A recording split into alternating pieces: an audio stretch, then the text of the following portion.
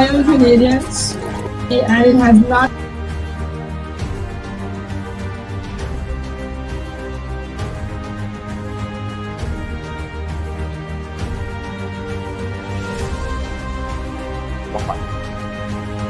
He was.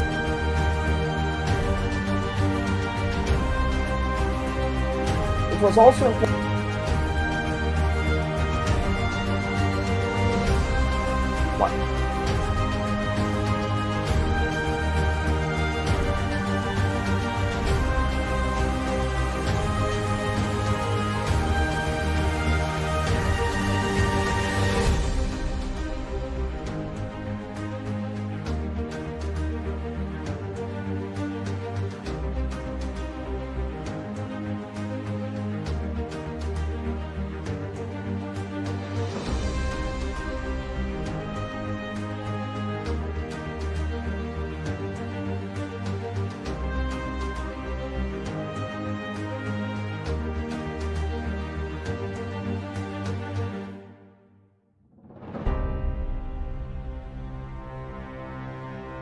We seek the truth. Would you be handing your resignation to the Minister of Culture tomorrow, sir? No, I will not. The leader of the opposition, you have accused your government, sir, of using the Grenada Development Bank to facilitate the financing of personal loans for certain government ministers. The other side is in no position to talk about those issues, and I will leave it there. We discover new perspectives. You know his leadership style, and so many are saying, why are you coming now to talk about those issues? Now is the time to speak. You have the right to decide who will take over. And you met with Dr. Mitchell, and perhaps you might want to confirm what that meeting was about in your response. But Dr. Mitchell, like myself, are Grenadians. We ask the right questions. Why was there no report on the work done of the commission? And how is this new committee different from the commission that was initially established back in 2022? So who are these elements that are using you? I'm disappointed in my political leader.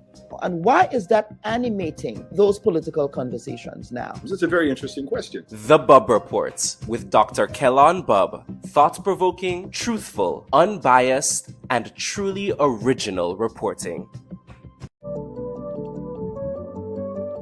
Tell us, a commissioner of police, tell a politician, back off. You have no knowledge of the law. You have no knowledge of law enforcement. You cannot force my officers to do the wrong thing. But that is somebody's son. That is somebody's child. That is part of a family. And I think that is the part that they are missing out. Clause E and F are apt to be used oppressively. It's like because we don't see disabled people as sexual beings, which is ridiculous. You mean they don't want to listen to your version of science? They have their own science. You have your science. What we need to do is teach people to think and not what to think. Today, it's too bad that everybody do what they want. If I could forgive Bernard Ford, then I could forgive Bob Morris too. And today, on this day, I no more have anything in my heart for what he did. The education system has to be very fluid and dynamic because we're living in very different and changing times. Treating all your citizens equally, all your citizens fairly, recognizing each group, not discriminating against one or the other. Don't go there. You are a technocrat. I mean, you can speak to whether or not it was appropriate or inappropriate for that to occur. Would you have done that as a permanent secretary? Politicians get the information from wherever source that they can. That's going to be the extent of your answer. Yeah. Don't go there. There's a lot of noise around the data protection bill that, in my respectful view, is not warranted. I was one of those making noise, and it's simply because I was concerned about that specific section 33. Don't go there. Are you going to be offering yourself up as political leader of the party? I see you've called me here for much more than diplomatic passports. I don't buy that. Don't go there. What is the relationship like between you and your leader, Dr. Mitchell, your boss, Dr. Mitchell? I'm not sure how to explain how to answer this question at this time. I prefer not to answer. Don't go there. They said that you approached the bank for the loan before the election and that it only materialized after the election. There are also conflicting reports around the quantity of monies that were received. What is the reality here? People try to extort the truth and to make all kinds of things about it. I just stay quiet. So if you notice, I was really and truly quiet about the whole matter. Well, except with not with the New Today newspaper. The New Today newspaper reported on this, so I'm not too sure you were quiet on this. Go ahead, Honorable. Go ahead. Well, I'm just trying to answer your question, right? Don't go there. I think we just spoke at length about the regularization framework. So yes, we did. But let us talk, Prime Minister. Let us talk about the workers who are dismissed. The Bubb Report. We go there.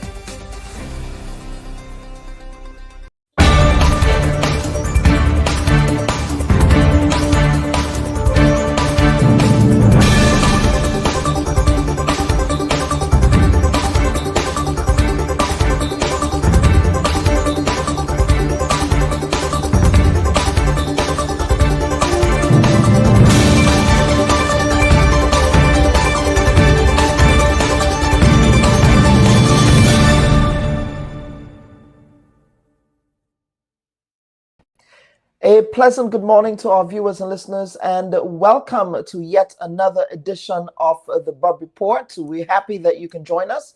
Of course, we would certainly love to hear from you with respect to where you're watching the Bubb Report from. So as you're coming into the room, just in the chat, let us know where you're watching the program from.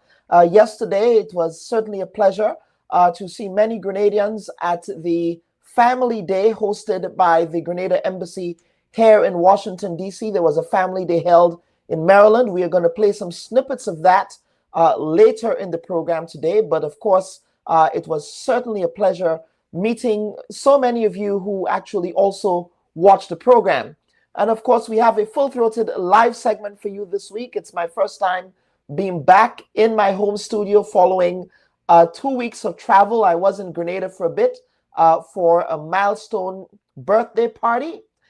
So that was fun. That was enjoyable. And also, while I was in Grenada, I had the opportunity to conduct 2 interviews, a mixed bag, if you will, one with former Minister and Senator Jonathan Lecret, and one with, of course, the Prime Minister of Grenada. And of course, we will have a conversation about that interview and what went on there and why we could not last week air that interview. And we want to begin by extending our deepest apologies to you for not being able to stream the much anticipated interview with the Prime Minister that we conducted in person last week. Of course, I was very disappointed that we were not able to. And of course, as an audience, I believe I owe you an explanation for what happened. Now, the footage, which we received much later than expected, was not up to the quality that we expected with respect to the audio. The Prime Minister's microphone audio was really poor. And there was not a lot of time on my end in post-production to treat with the audio. We received the audio really late, less than 24 hours before the airing of the program.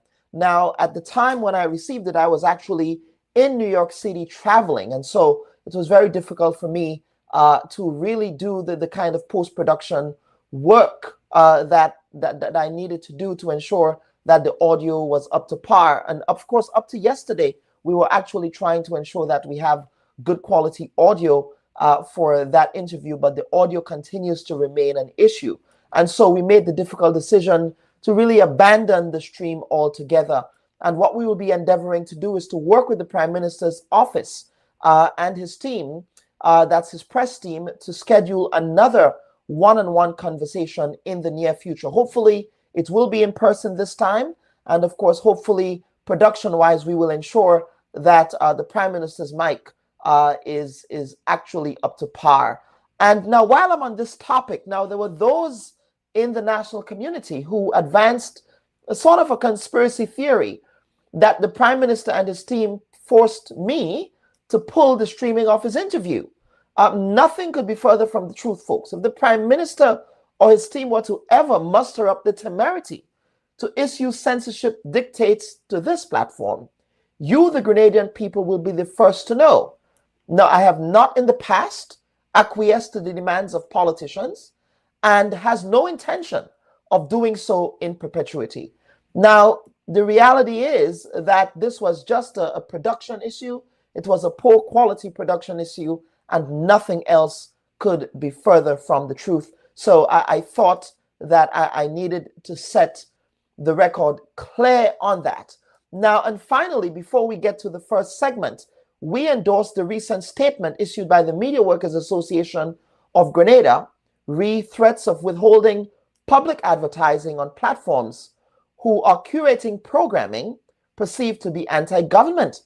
Now, I referenced the late George Grant Hare and his experience with advertising. Now, during George Grant's media tenure, many state enterprises refused to advertise on his platform, owing to what was perceived as George Grant's oppositional stance to the previous New National Party administration. Now, back then, many, including elements of the National Democratic Congress opposition, condemned what they called media censorship and victimization. But fast forward to this new political era in Grenada, we are yet to hear anyone associated with the current administration disavowing or distancing themselves from calls to weaponize advertising as a way to punish free speech in this democracy. Now, the reality is that when it comes to the NLA revenues, every Grenadian participates in Lotto's gaming activities, irrespective of their constitutionally held political choices. And as we go to a first break, I want to take this time to extend my deepest condolences to the family of the late Morgan David Gabriel, whose untimely passing has saddened his friends and family. Of course, Mr. Gabriel, who originally hails from Pedmota in St. David's, lived a lot of his life in New York City. And of course, I want to especially extend condolences to my auntie Rita Gabriel and family. And at this time, I'm holding you in deep love and light at this very difficult time. And may Brother Morgan's memory be a blessing, and may he rest in peace. Folks, this is the Bubb Report. We'll be back for the very first segment of the program. Please stand by for that. Should your loved ones pass on, they deserve to be treated with dignity. And at S.A. Johnson Funeral Home, we can provide you with that service. We can take you every step of the way during your sorrowful moments.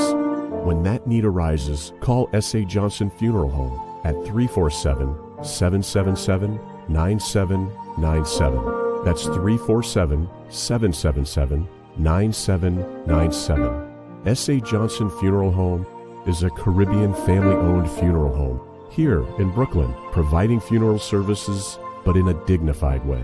From cremation to burial to the repatriation of your loved ones, you don't have to go through the hassle, as we provide exceptional service that allows you to mourn and heal peacefully.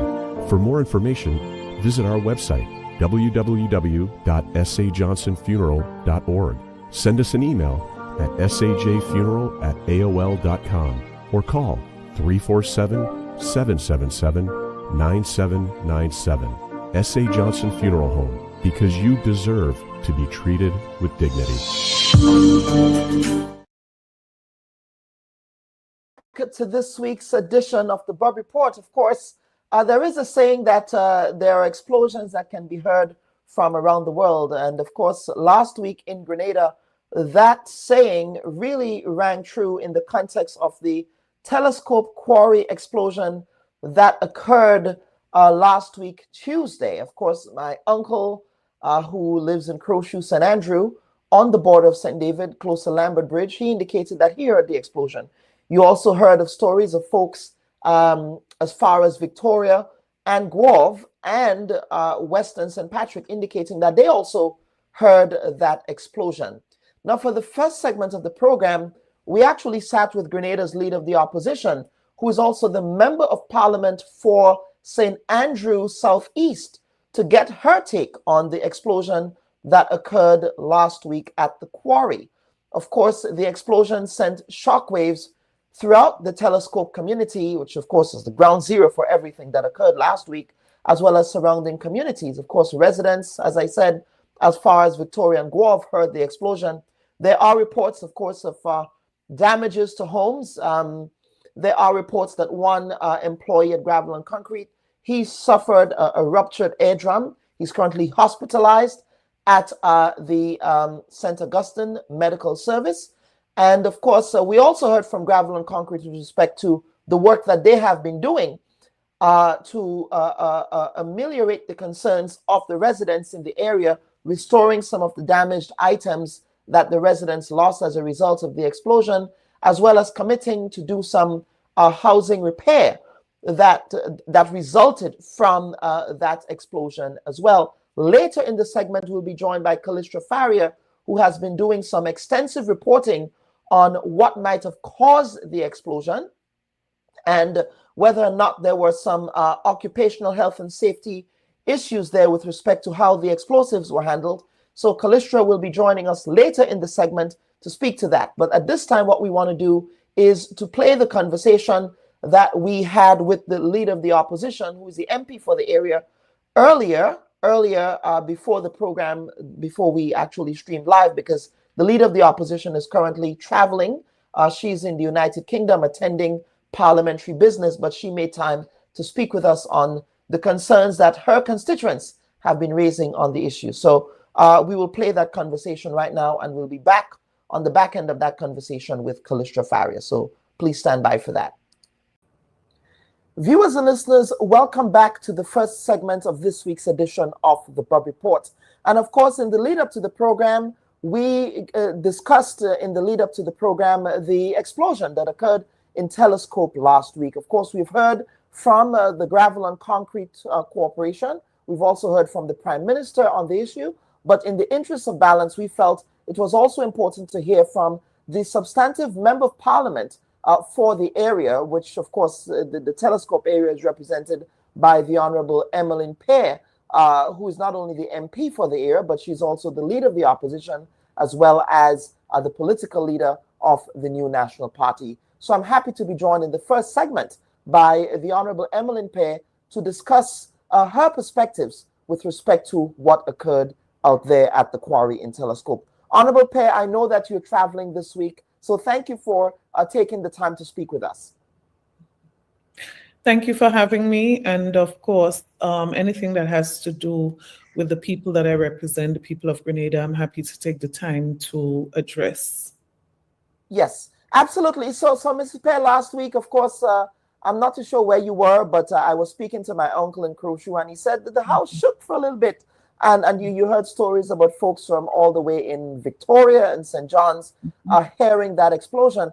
But let us talk about the impact to the immediate area, ground zero, if you will. As we know, in the Telescope area, there are a lot of residents who live in that area. Now, we have heard from some constituents in that area who've spoken to local media. But big picture, what have you been hearing from your constituents, and what concerns have they been raising with respect to the explosion? Mm-hmm. All right, thank you, Kellen. So let me first say, I want to upfront say that I thought the response from Gravel and Concrete as it relates to the immediate assessment and engaging of family, persons who are affected, I want to applaud that. Of course, in the immediate aftermath, they did deploy a team, I believe Gravel and Concrete and NADMA. Members of my team were out and engaging persons, and eventually we discontinued because I felt it wasn't necessary to duplicate. And of course, the assessment they were doing was a lot more detailed. And let me add to that too, that some persons had their televisions and so replaced, and there was an upfront commitment from Gravel and Concrete as it relates to taking responsibility for damages as a result of this explosion. So I want to put that in one bucket there and to commend Gravel and Concrete for that quick response as it relates to taking responsibility for damages and to begin the process of responding to the damages and the loss that some persons experienced. But outside of those, I believe there are some other areas that are critical. There are persons who are very concerned about structural damages, and in some cases, damages that you might not be able to see with the physical eyes.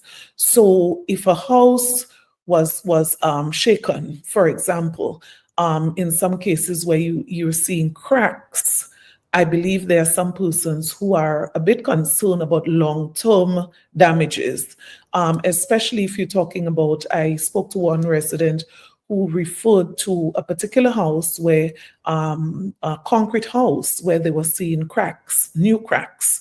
And so I am saying that the structural aspect, the soundness of some of these buildings, it would need a bit more than the surface assessment that was done.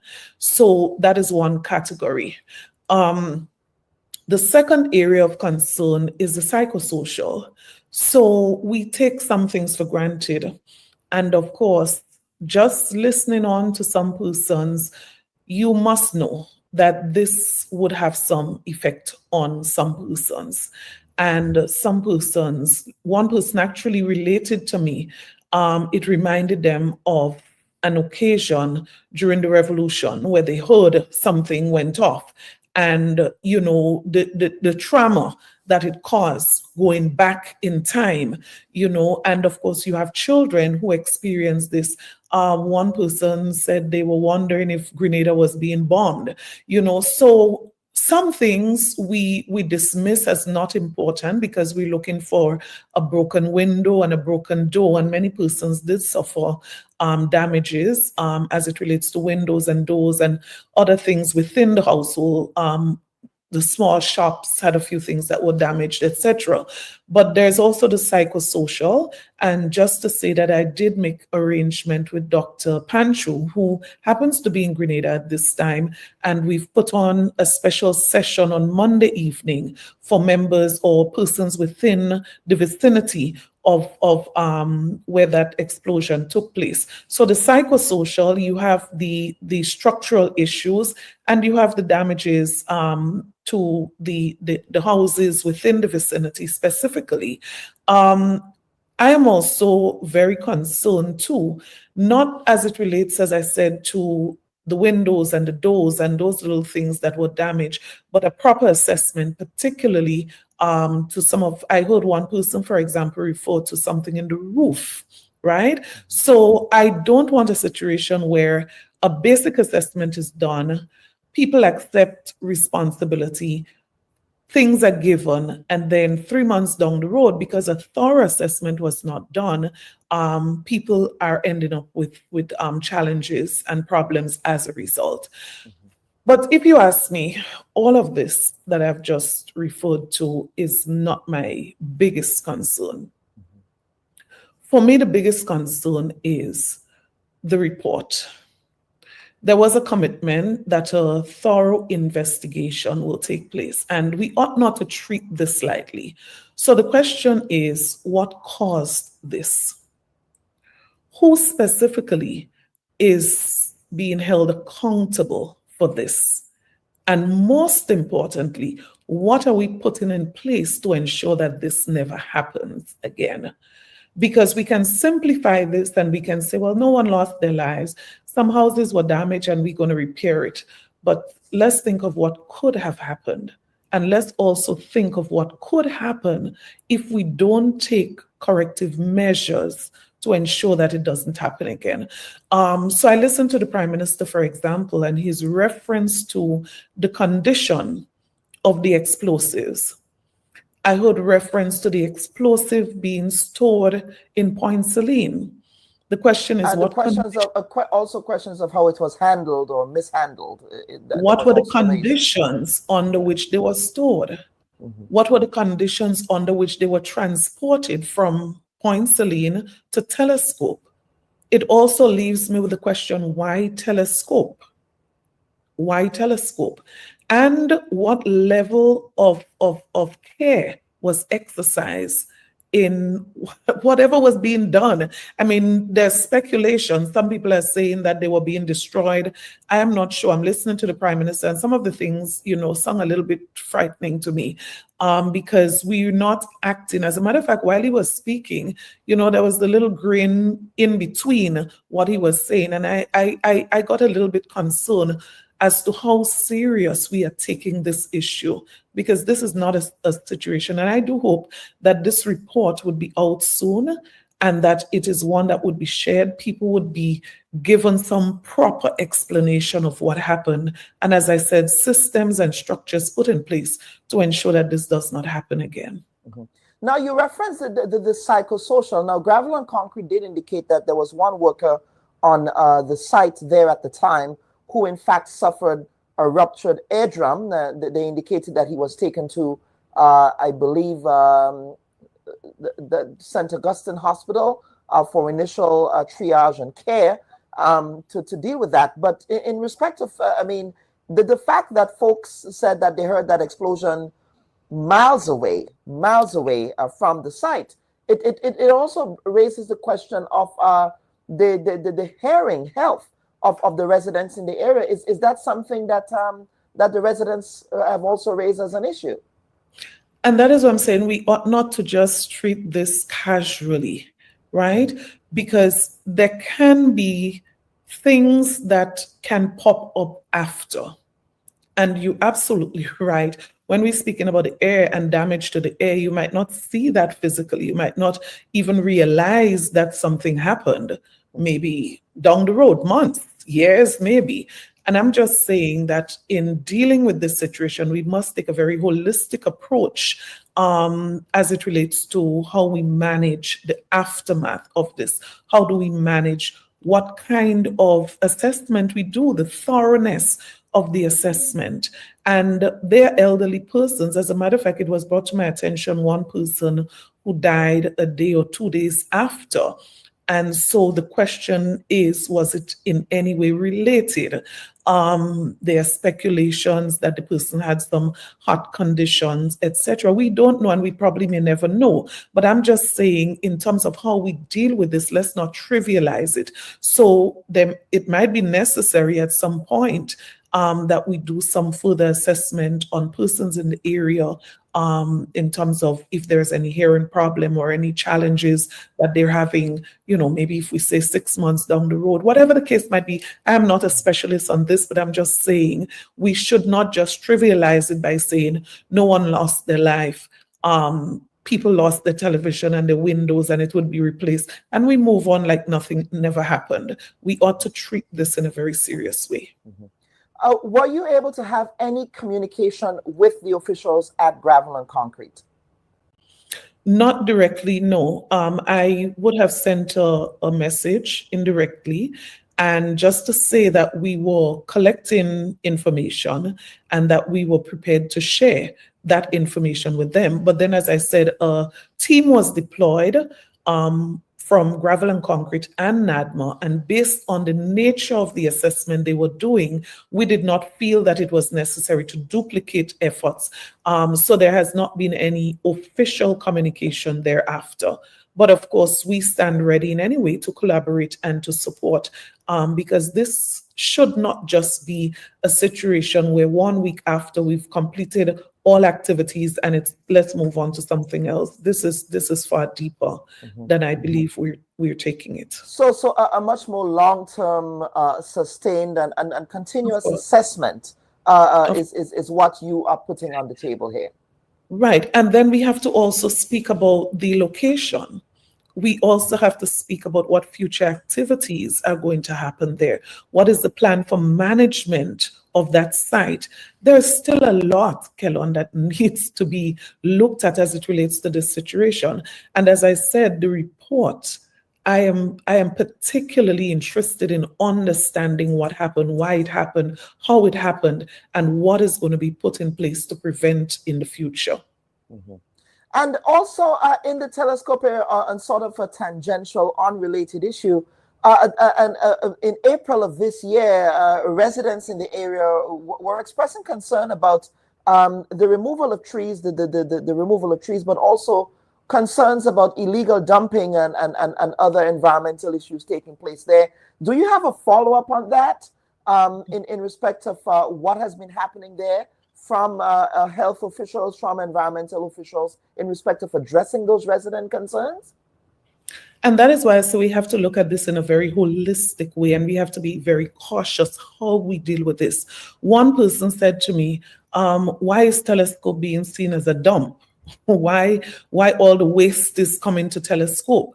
And I had to try to walk that person through and say, let's not look at it from that perspective in the immediate aftermath, and let us make sure that we ask the authorities to relook certain things from the perspective of the after effects of this particular situation. So as it relates to the dumping of the derelict vehicles in the area, many residents raised concerns.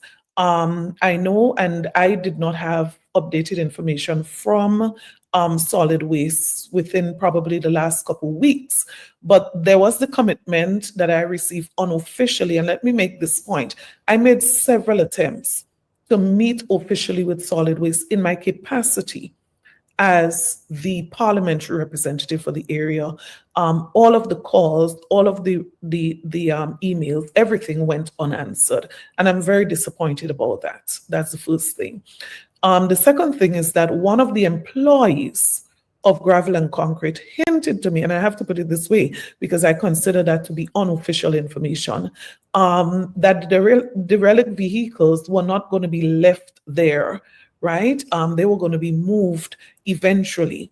And whatever dumping was taking place there, that was temporary. I can't confirm or deny this officially. The cutting of the trees, I was given the assurance by an employee that this was going to discontinue. I visited the site myself. But until now, I have not had a response from Grenada Solid Waste to my request for a meeting or for information as it relates to the site and what is the long-term plan as it relates to the management of that site. But you see, when these things happen one on top of the other, we have to look at it, as I say, psychosocial, how people view, how they feel valued or not valued. All of those things are significant in terms of assessing and making some kind of conclusion or coming to a conclusion as it relates to these situations. But I want to appeal. I want to make an appeal both to solid waste and to Gravel and Concrete that there needs to be a community engagement.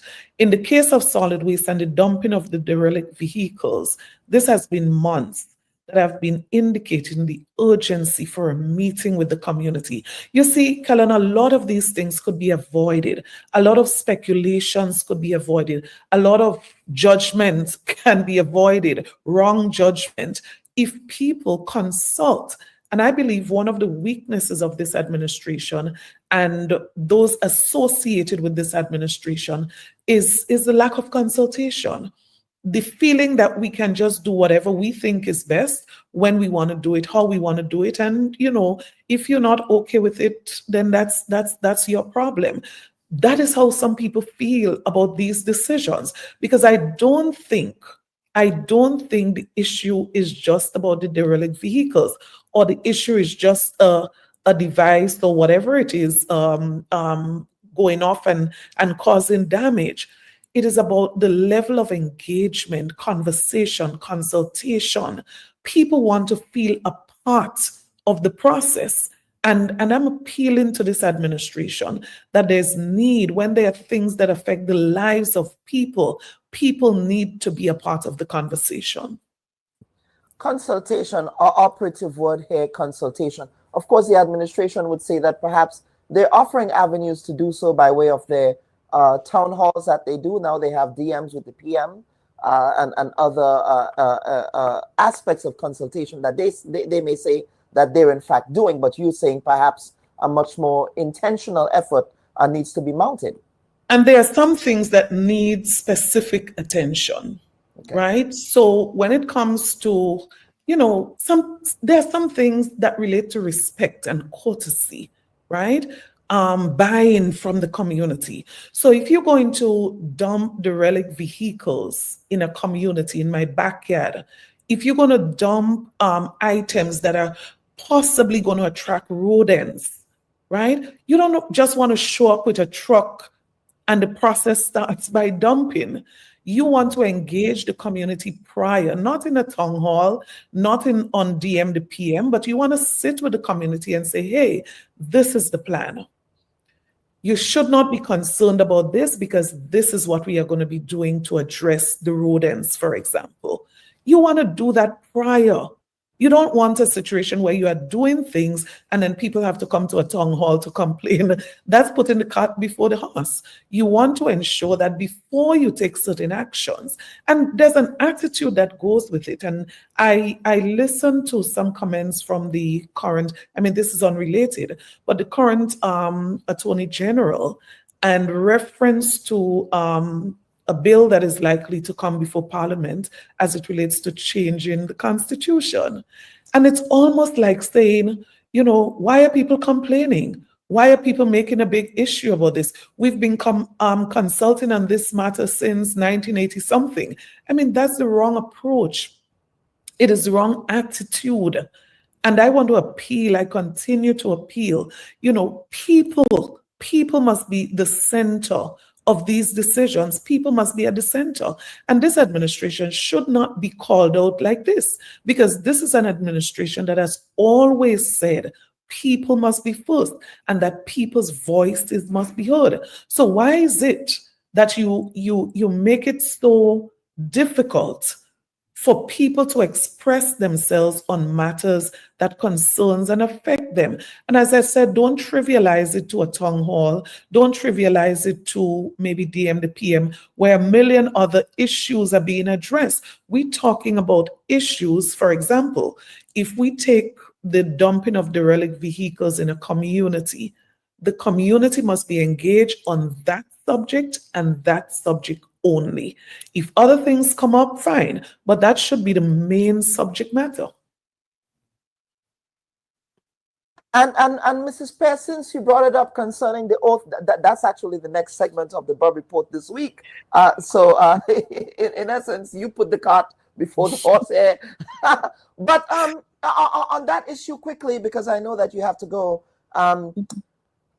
The Caucus for Constitutional Reform, which is different from the Independent Caucus for Constitutional Reform, we seem to have these two groups now who are going to be represented in the next segment. Dr. Francis Alexis intimated on a previous program that they did get commitment from the new National Party, from your predecessor, Dr. Mitchell, on the question of the oath of allegiance change. So under your leadership, has that commitment changed, or are you continuing with the approach that Dr. Mitchell took in supporting that? Mm-hmm. So let me backtrack to say that the new National Party administration advanced this agenda item as part of a referendum some years ago, as a matter of fact, twice. And we sought to get the support of the public, the Grenadian population, on this matter. It was rejected on both occasions. Now, for us, our position has not changed. We still believe that as a nation, when you're speaking about national identity, when you're talking about an oath of allegiance, we still believe very much so that this should change from His or Her Majesty to Grenada. Right? So we have not changed our position on this. What we are saying at this time is that we are not going to be part of a process that is rushed for any particular reason. So we are hearing, by the way, that there's an attempt to lay this bill in Parliament somewhere around the 1st of August, right? And we have a serious problem with that. The problem being that we don't believe there's been sufficient education, right, that this is actually going to happen. So I've had situations before where a bill is coming to Parliament that would affect farmers, and I call 2, 3, 4, 5 farmers. No one is aware.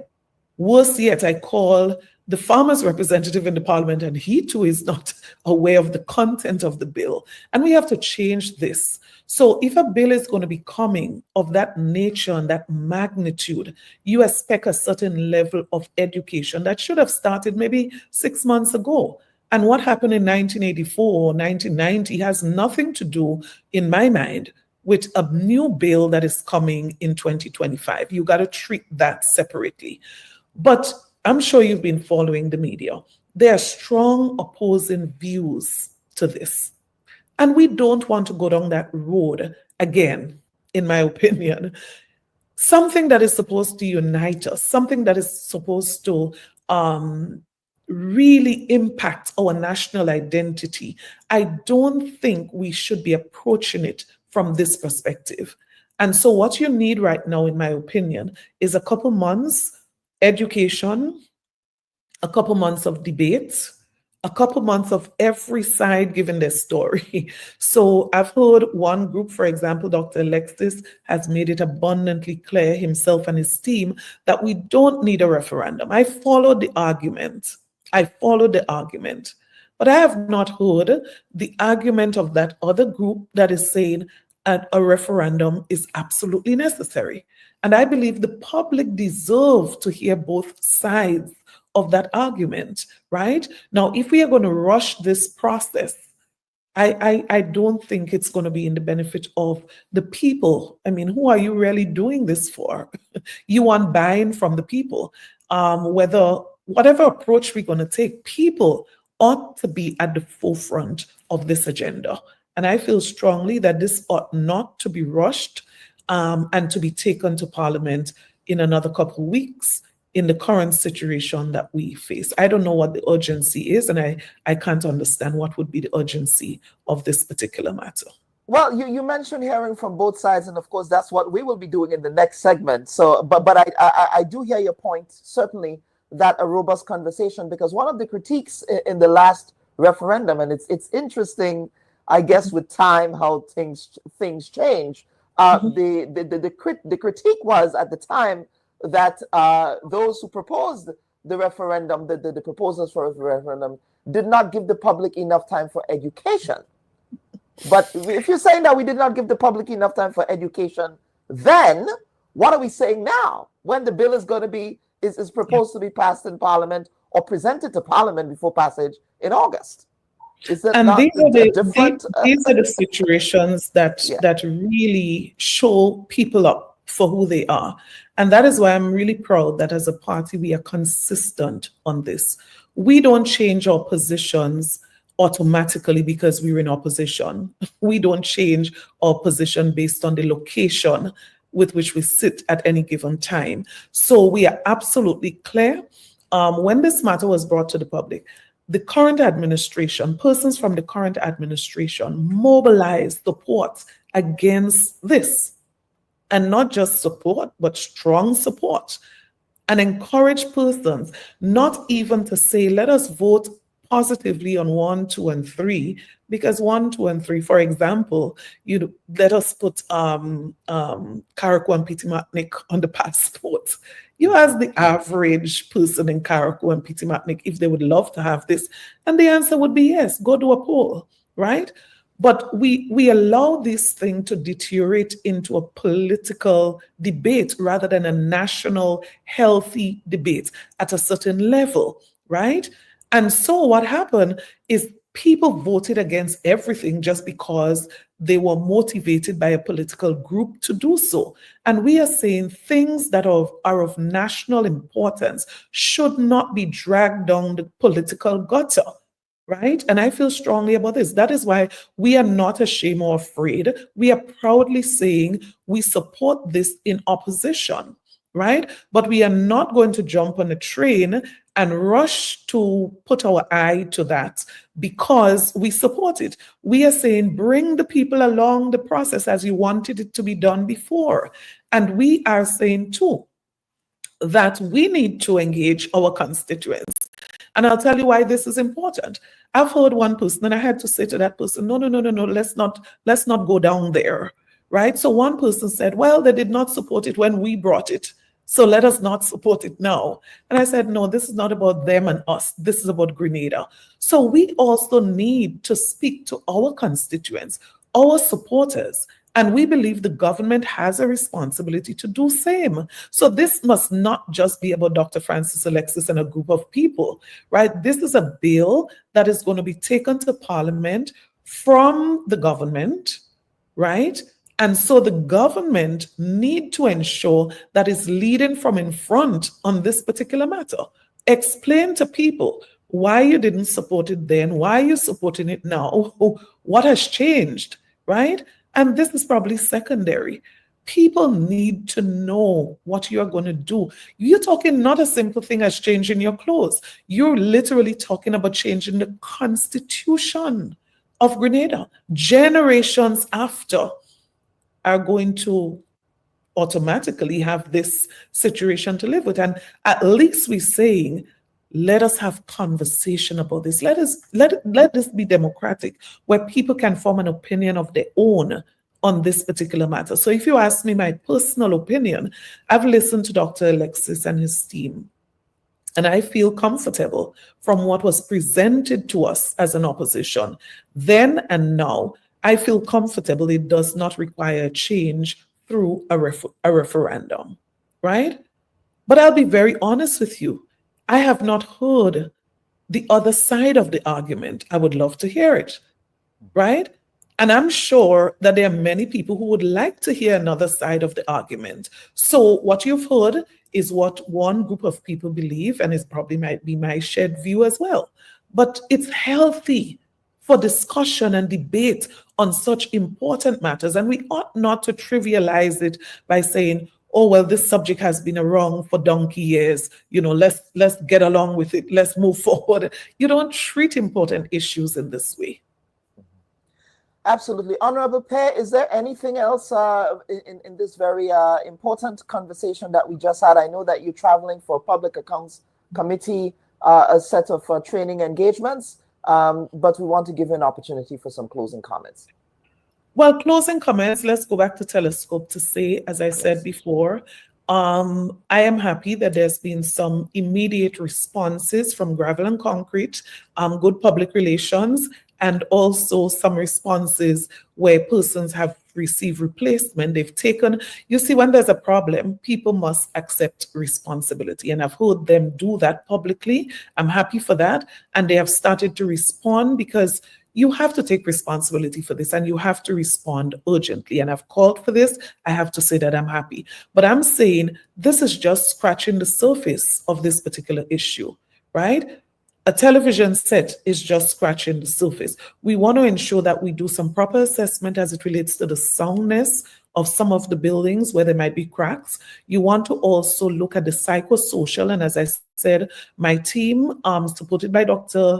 Augustine Panchu, we are going to be having a session on Monday evening, 6:30 in Telescope. I want to encourage the government to utilize resources within the government. So our counselors and other persons who would be able to visit homes, speak to children, speak to elderly persons. And we want to ensure that people are actually really okay. I've heard persons, that they're still hearing the sound in their minds, right? They're still hearing it in their head, as somebody said to me, right? You go to lie down and you're still hearing the explosion. And so I'm saying that we ought not to just leave this scratching the surface there and the need for answers. How did this happen? Why did this happen? And what measures are we putting in place? Because you don't want a situation where you trivialize this to the point that the next explosive that has to be protected, that has to be transported, that we are doing so with a standard in mind that considers the safety and the protection of every citizen. So people might be considered dramatic when they say things like, what could have happened? People don't like to hear what could have happened. In transporting this from Point Celine to Telescope, it is important to consider what could have happened, because you want to make sure that you do certain things, you take certain actions, that in the future, when you are dealing with a situation like that, you deal with it at a certain level. And I just want to encourage all those involved. Let us speed up the process. The process of the assessment, complete that. And as I say, thorough assessment. Let us ensure that we continue to respond to the needs of the persons who have been affected. Let us ensure that we factor in the psychosocial response into this. Let us ensure that we are also working on this report in a speedy manner that would cause us to take certain action and account. We have to account to the people for what would have happened on that day. Honorable Emmeline Perry, thank you so much for appearing on the Bubb Report this week. Viewers and listeners, of course, that was our conversation with the Leader of the Opposition and Member of Parliament for St. Andrew Southeast, getting her perspective on the quarry explosion that occurred there as the Member of Parliament representing her constituency. That is the capacity that she was here in today. And as we continue this conversation, we're happy to be joined by Kalistra. I think Kalistra is with us because Kalistra has done some really excellent reporting on this issue. So Kalistra, welcome to the Bubb Report this week, Madam Media Workers Association President, Dean of the MWAG, Dean of Media. You are the grand dame of media, Kalistra. It's always a pleasure having you on the platform.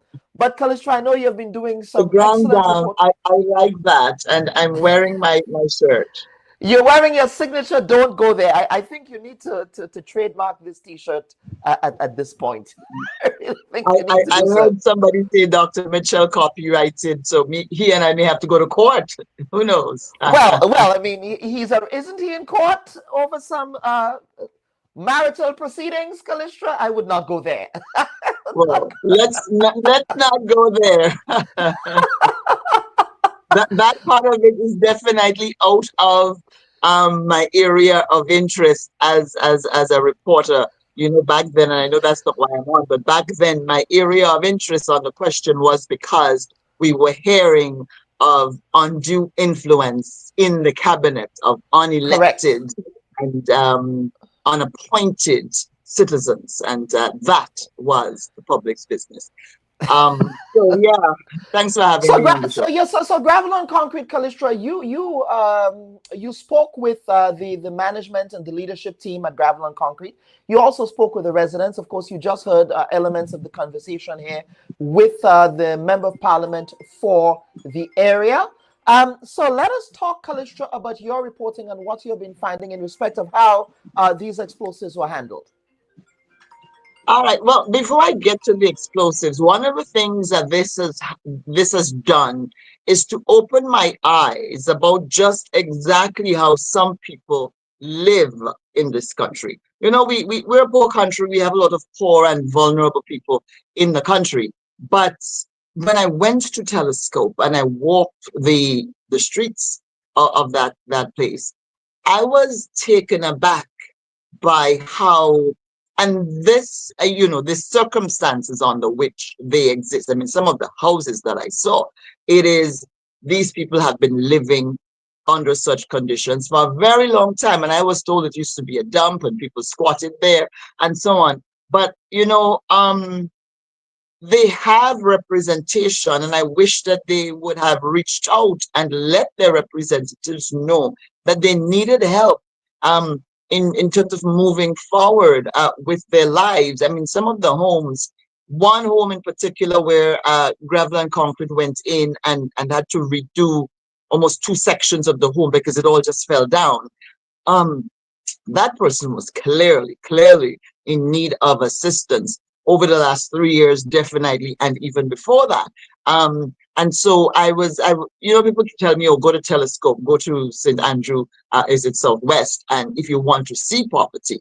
And I'd never gone, but I have gone now, and it is, definitely reporters, journalists need to begin to put their lenses on those issues of just what is going on. We bandy about this phrase, poor and vulnerable, but at the end of the day, I wish that people would stop weaponizing the circumstances of people for their own personal gain, and to actually do something with the state resources that are available whenever they happen to be in power. You know, I'm laying the blame at the feet of everybody here based on what I saw, because it upset me. The explosion, a lot went wrong, and I've been, well, I mean, I'm sure you saw the pieces that I did with General Manager Arthur Oliver in the village in Telescope over the last few days. What we're finding out is that they still don't know. The police have not said anything definitively as to what caused it. And mind you, the police was involved in this operation from the start to the beginning. From the moment those explosives got off the boat, is it like, I don't know, it's probably 10 years or so, people are telling me ago, how long? The police have been involved in every step of the way, because they immediately took custody of the explosives once they got off the boat. That's how it works. That's what our laws say. They keep it and they give you what you need with proper record keeping. Now, those explosives had been sitting there for many, many years and had begun to deteriorate, had begun to break down, gone beyond their use by date.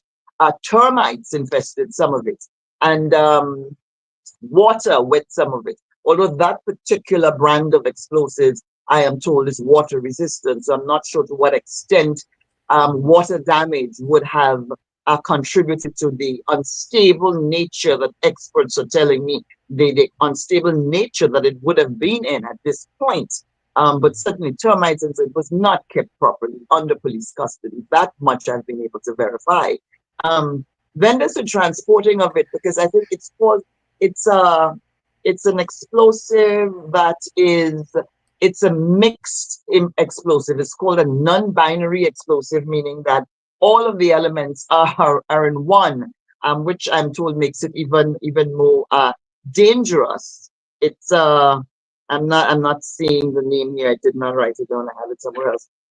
But the method of disposal, I'm also told, is a don't do. It's a no-no.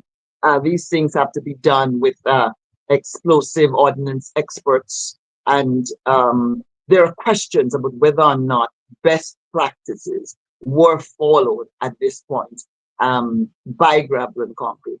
What's to be noted, though, is that recognizing that a big mistake was made, they have jumped in quite quickly to try to make whole the people of Telescope again. They were, they've replaced all of the televisions that were reported damaged as a result of the blast. Those have been returned to the people. They bought new ones and delivered them to the homes door by door on Friday afternoon. After Oliver, general manager, and the team did that. They also, people who reported leaky roofs, and there's one lady whose roof was leaking. They've gone on, put a tarpaulin over it. And on Monday, I believe, they will begin to repair her roof. Another lady who could not live in her house and had to be taken in by someone, all of the board that fell down has been put back up, but that house was not habitable to begin with anyhow. And so whether or not a new home should have been built for this woman remains to be seen, and whether or not they will, it is up to the people of Telescope actually to ask for and to demand compensation for what has happened to them, instead of sitting back and just allowing the authority, the corporation, to say, well, okay, one piece of plywood fell down, so we're going to put it back up. Now, what the builder who worked on that house told me was that they didn't just stick to the areas that fell down because of the blast. They actually did over a whole lot of the house, because it was in such poor condition that they had to extend the repairs that they were doing to more of the house. There's another person whose television broke and they could not find the exact dimensions, so they got them a bigger one. So I think they're making a great effort to try to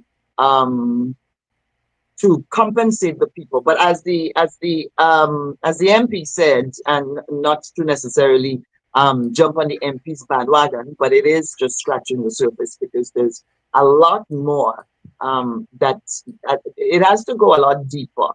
The health concerns of the people, the foundations of their building, the psychological impact on them. Because when you listen to the description, that when people describing what happened, where they were, how they reacted, I met one lady with a heart condition. She has a pre-existing condition. Her blood pressure shot up to 200 over 101 or something like that, dangerous levels. And so there needs to be, I spoke with the general manager, and I think they intend to, I'm not sure they're doing it today, but they intend to bring doctors on site to have people get looked at, a preliminary checkup by doctors to see what's going on. And of course, he has said that anyone with medical conditions just go right ahead and get yourself checked out. And of course, it's all on Gravel and Concrete's dime. And he did say whether or not they have insurance coverage, because that's another question, Kellon.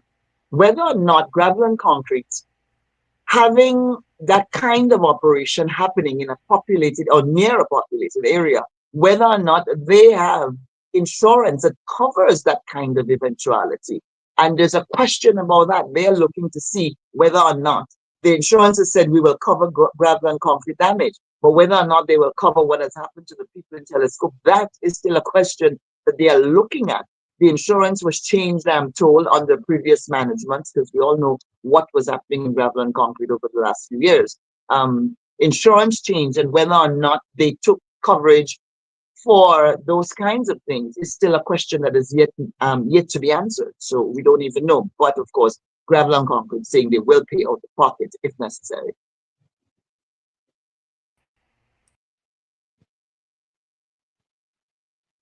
Dr. Bob, are you there? Yes, I'm here. Sorry, my internet. You brought up the question of compensation here. Now somebody's raising an asinine question here. I'm not too sure why they're raising that question about everyday blasting. Entertain it. I'm not in the mood.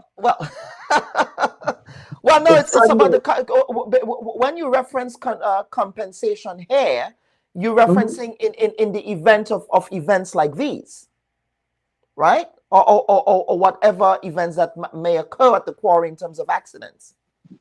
Yes, if you're operating like that, you're going to be using explosives, be it in the blasting, and mind you, they haven't blasted there for a decade or more. I think there's some study that said blasting should not be done there. So the quarry has not been. The quarry itself has not been operational, although the facility remains under the jurisdiction of Gravel, Concrete and Emulsion Corporation. They have not been blasting. They use it as a staging area for, getting material to other parts of the island. They keep stuff there, and so they can distribute in the northeastern part of the island. But you should have, if you're going to have dangerous operations in a place that can risk life and limb of people, then I'm thinking that there should be some sort of coverage for it. Yeah. Mr. Batista is asking a question here. Was there in your reporting, or in your conversation with Gravel and Concrete, were there any explosive experts on site participating in whatever destructive explosive activities that were occurring there? As far as I know, in the questions that I've asked, there was no EOD on site. Did they say why? Apparently, I've been trying to locate one. Apparently, we have none in Grenada. They didn't tell me we have none in Grenada, but I have been, because I'd like to speak to an explosive ordnance expert. And I've been trying to find someone, and I haven't. You see, Gravel and Concrete does not have EOD on staff. They have people who blast. So who they had there, and who they said to me they had there was a blaster, someone who did blasting, quarrying for them, who worked for the corporation, came. Now, I also was told of a gentleman, Mr. Licorice, who is really good, like probably some sort of guru in blasting, who is very, very good at that, they say. But this was not a blasting operation. This was a disposal operation. And I'm told by the experts that I've spoken to that there's a difference in terms of a blaster and an explosive ordnance expert, because the protocol for handling, because if explosives are generally disposed of if they are no longer good, or if they have gone beyond their shelf life. And so there's a manual to follow, there's a script to follow. things that have to be done. It had to be assessed at the SSU camp, where it's kept close to the airport, mind you. It had to be assessed there, and a determination made as to whether or not it was stable enough to be transported. I don't know if that assessment was done.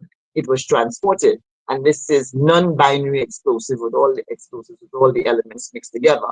So the explosives a convoy went from Point Celine to St. Andrew Telescope in St. Andrew, of the explosives leading a police vehicle in the middle and the detonators at the back of this 3-vehicle convoy. They got there, and I'm told that there was no opportunity for the detonators and the explosives to be mixed together.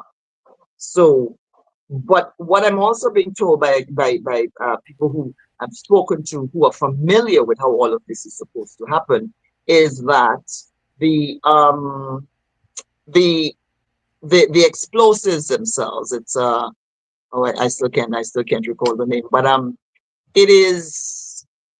it can explode. It is sensitive to shock, and so even, you know, we have all these really huge craters in the road these days.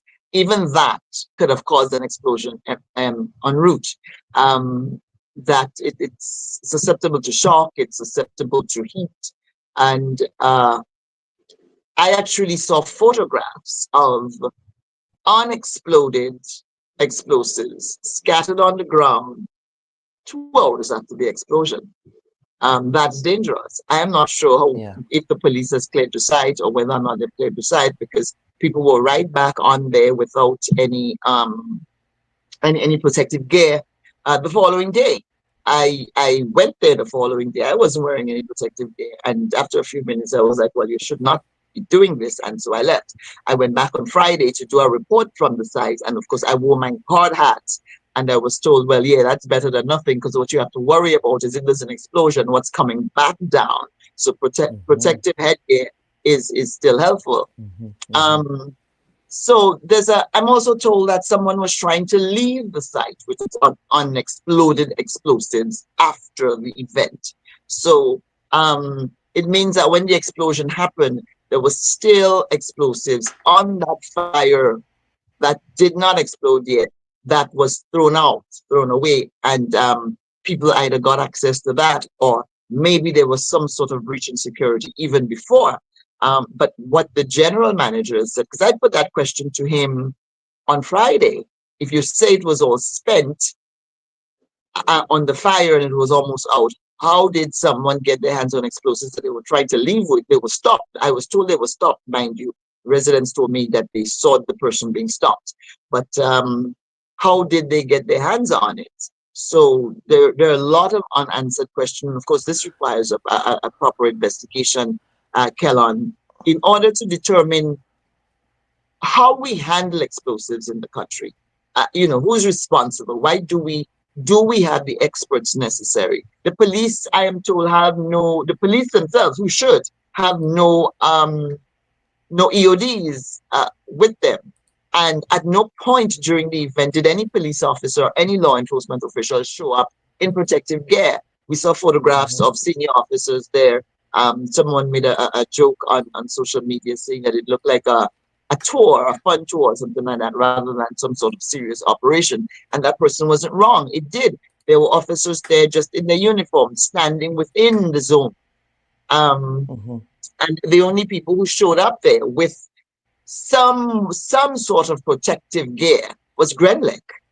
The police didn't. If they did, I'm sure they would have. So it follows that they most likely do not have explosive ordnance experts within the Royal Grenada Police Force either. And this is a question that I've been thinking about in respect of where the explosives were stored. Initially, the explosives were stored at the SSU camp in Point Celine. Next to the airport. Next to the airport. So is that, I mean, this to me just screams an accident waiting to happen in respect of safety protocols. If we do not have an explosive ordnance expert on island, right? That can ensure that we're following those best practices. Well, But if we do, I haven't found. If we do, I haven't found them yet. Right. But we have those explosives stored at the SSU camp, which is, of course, also not only is the airport a national security asset, but so is the SSU camp. So perhaps questions should be raised about where those things are being safely stored in the first place. Well, I mean, it's not so much the airport. Yes, that's troubling, because if you have an event that affects the airport, it interferes with our international ratings and all kinds of things. It triggers a chain reaction that has repercussions for us generally. But there are other quarrying entities and other entities that do quarrying who also have the explosives stored there. And what I found out is that their explosives, well, that's what they are saying, is that their explosives are saved there, and there are no issues with the storage, that everything is properly stored, and their explosives are not subjected to the kind of problems that those from Gravel and Concrete were subjected to. Now, the police commissioner, when he was written to by the Gravel and Concrete's new manager, Mr. Arthur Oliver, he was told, the response of the police was that we've been trying for years to get Gravel and Concrete to come take care of their explosives, and they haven't come to do that. And so when an inspection was done to make a decision on what happens with the explosives, mind you, some of it was still good, I'm told, and are still down at the SSU camp. Those that were taken to Telescope are the ones that were compromised, expired, whatever. So Gravel and Concrete did not. But I would think that it is the responsibility of the police, if you are required under law to perform a duty, that you do it well. It doesn't matter if Gravel and Concrete never shows up for the explosive. It's a duty of the police to keep it secure and keep it safe, to ensure no accidents happen to their men on the camp, to the airport, to all of these people living in Caliste and Frequente and those places, and the country as a whole. Absolutely, Callistra. And finally, before we get to the next segment, you've been following another issue that is the Cloger Road, parts of the Cloger Road caving in and collapsing. Now it's impassable. Of course, that is a main artery that serves the west coast with the east coast of Grenada, so that if anything happens in Granitang, of course, the Cloger Road serves as a very good alternative. And even for those who don't necessarily use the Cloger Road per se, for public transportation, there are those with private transportation who use that road. Of course, it's an area that straddles many farming communities in rural St. John and St. Andrew, and a part of that road just collapsed. So could you talk about your reporting on that? Well, it didn't just collapse. It's been in the process of collapsing for quite some time, and I believe a contract was finally given in the last 3 years or so to a contractor. I think it's Privy Construction that's doing it, to sort out the problem. Now, not only is it a main artery between the west coast and the east interior that can also take you onto the east coast, but it also there are people who live on either side of this compromised piece of road. So even if you're 20 minutes from Guelph, you can't get to Guelph through that road unless it's fixed, because you'd have to go into St. Andrew, down through Granite Town into St. George's, and come back up, unless someone knows a little back road somewhere, and we have a lot of those. But what the contractor said to me, because I spoke with the contractor yesterday, is that they are working to extend further on the opposite side of the land slippage in order to make a road, because he says they had already created a road, a temporary road, while they were trying to do the work of the road the road was collapsed. They did a temporary measure, but that now has collapsed. So they now have to dig further into the land on the other side of the road in order to create a third road, so that people are able to get by while they're doing the work. And he was saying that they were hoping to have that open by today. I'm not sure if that has happened yet. He tried calling me this morning. I couldn't take the call, so I'm not updated on what happened overnight into this morning. But it's a serious situation because there's a house that sits on the edge of it. And when you look at the video, you can see the soil there is already loose. And it's a concrete house. The weight of the house is not going to do any favors to an entire area that is already compromised. And but he said that they're actually building a wall. Yesterday, they were working on building a wall specifically to try to save that house. Apart from the major works that they've been contracted to do, they're trying to do something specific so that that house does not topple into the trench that's right below there. And the contractor is saying that one of the reasons why there was that slippage, again, further slippage, that has now made everything, the whole place, impassable, is because there was a broken pipe, an underground pipe or something like that, associated with Nawasa, that was pouring water into it. And so the whole place became waterlogged and the slippage happened. Now, this is what the contractor is saying to me. I have not spoken to anyone from the Ministry of Works on this, only the contractor and the residents in the area who have been telling me what their experiences are. Callistra, thank you so much for providing your very in-depth, very well-detailed insights into two major issues, infrastructure issues that has been impacting Grenada and will continue to impact Grenada in the foreseeable future. Outside of jab and whatever else is happening, there are important issues that the national community needs to pay attention to. So thank you again. Yeah. Absolutely.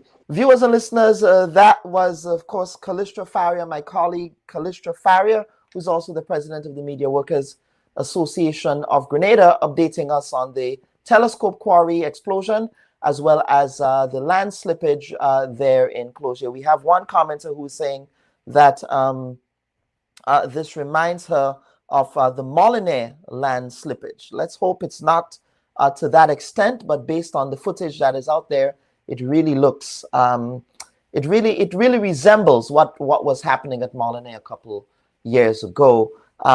So let us watch the space. We wait to hear from officials in the Ministry of Infrastructure, who we also contacted to get their take on what's happening there in Closure and what measures are going to be put in place to ameliorate the concerns and the conditions of the residents who have houses in that area. Now, before we get to the next segment of the program, yesterday, as I said in the intro, Grenadians in the Maryland and DC area, Northern Virginia area, gathered in Bowie, here in Bowie, Maryland, close to where I live, for Family Day. And of course, I have some footage of what transpired there that as we go to break, I'm going to play now because, of course, Miss Liz Sonny and, of course, the new ambassador, that's Mr. Tali Francis, who is Grenada's new envoy to Washington, D.C., having held that position for less than a year. Oh, well, I believe just over a year now. They held a Family Day in the Maryland area because, of course, for those of us who live in Maryland, we know that anytime the Grenada Embassy hosts any activities in D.C., it quite frankly takes a lot to go into downtown D.C. for embassy activities, or whether it's activities at the OAS, because D.C., for those of you who know D.C., the traffic here is extremely notorious. And I have a confession to make, having moved here from New York almost 10 years ago. In New York, I never had to drive, but here in DC, I have to drive now. And I've sort of developed some acute road rage as a result of the driving that occurs here. So I quite frankly don't like going into DC.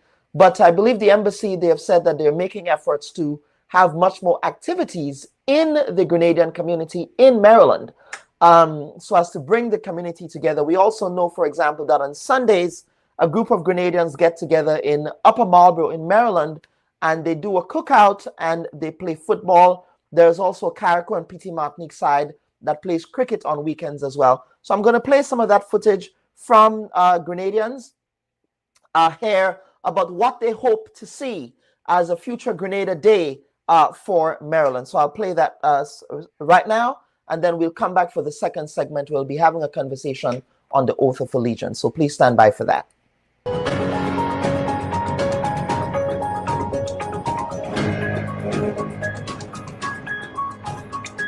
Thank you guys for coming.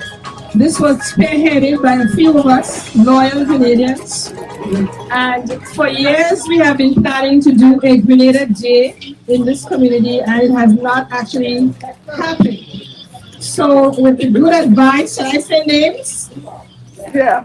Of the First Lady of Grenada, Miss Francis, Christine over here in white, with the hat.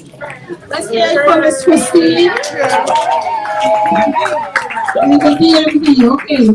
So she called me up and said, we need to do something. We're doing things in DC, and a lot of people are not showing up. So it's time for us to do something in Maryland so that we can have and see what the people want. And I think from looking around here today, I think we have a very good showing of a lot of people that not normally come down to the embassy or down to the OAS or the other things that we have in DC. So this is the start of what we are calling the Grenada Day. Let's hear it for Grenada Day. Get bigger. Now, do you like the spark? Yeah. Okay, so if you look to all the way down, there's a stage. For those of you who don't know, you can take a walk there. There's a stage, and it's like an amphitheater. There's seating and everything there. We can reserve the park next year at this time, because I think this is probably a good time where cultural heritage days and weeks and all this stuff are done. So I think it's a good day here. So I'm going to ask everyone if you're interested in this and seeing a Grenada Day in the DMV. I am turning this over to the younger people in the community. This is Mr. Sonny, who don't know me. So the young people that I would ask you to do this, Nikki Penny over here, and Gloria. You know, it's a good response. Now, all we ask of you is continue giving feedback. We're going to do it again before the year is ended. And, you know, give us your feedback so we can, you know, plan for what your comments are. This is just a trial, and we hope to go from here. So all I can say is thanks to everyone for your help, your participation, and continue coming forward, because you see us, we getting old and tired, okay?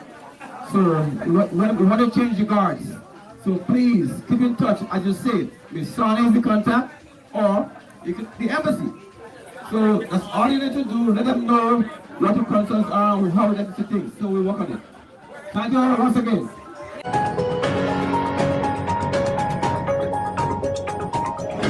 Should your loved ones pass on, they deserve to be treated with dignity.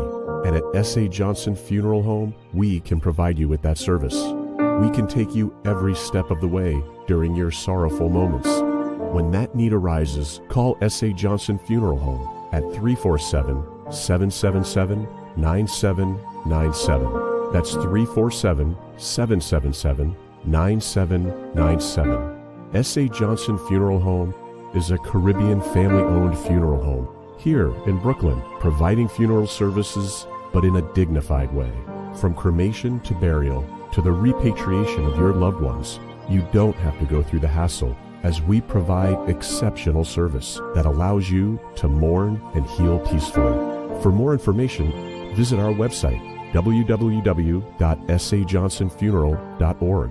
Send us an email at sajfuneral@aol.com or call 347-777-9797. S.A. Johnson Funeral Home, because you deserve to be treated with dignity.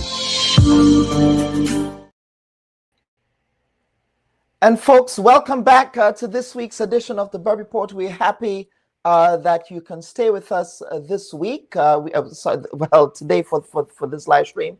And we really hope that you can continue to tune into this week's program, because the next segment promises to be a very interesting one as well. Now, we also want to hear from you viewers. Yay or nay in the comments section. Should we amend Grenada's constitution to change the oath of allegiance from being sworn to King Charles to instead be sworn to Grenada? Let's hear from you in the comment section with respect to your perspective on this.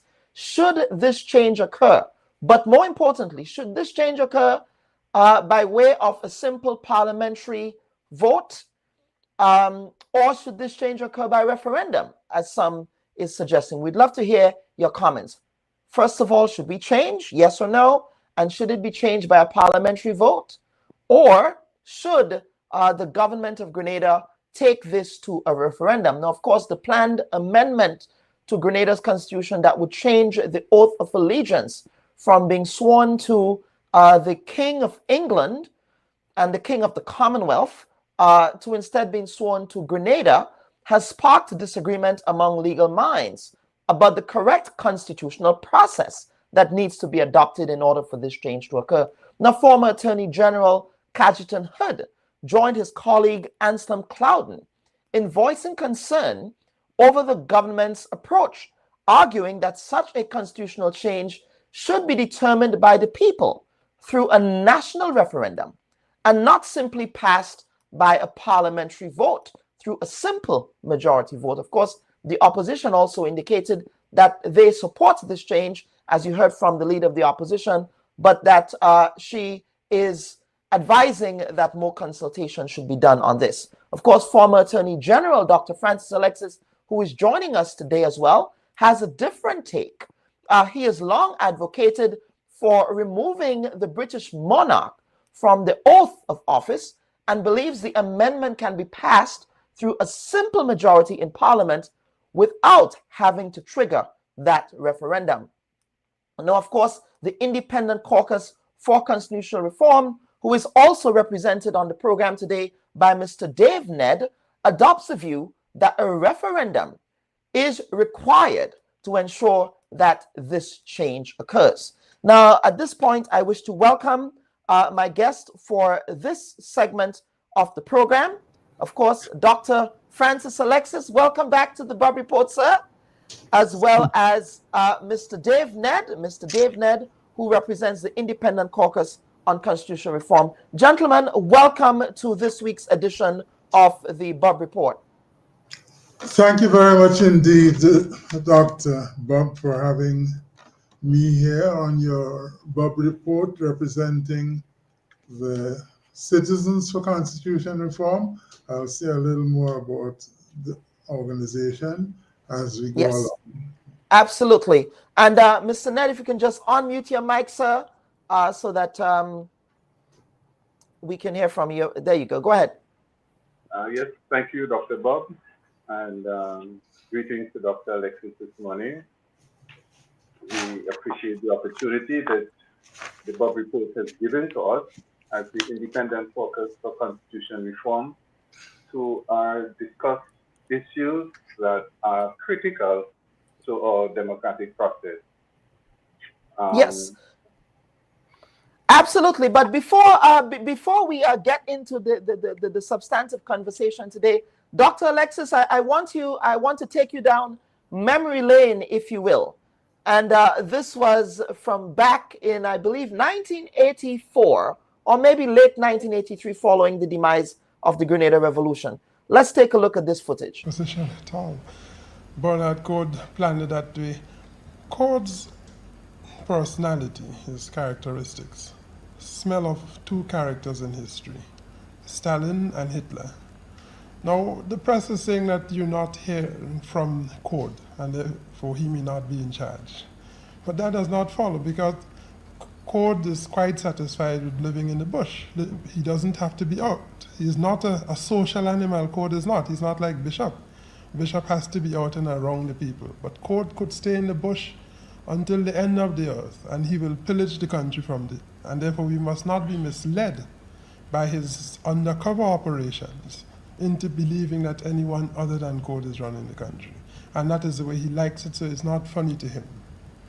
Now, we have put forward therefore certain proposals. Seems to me that there are This is the Grenada Democratic Movement. Democratic Movement. There really are two issues here.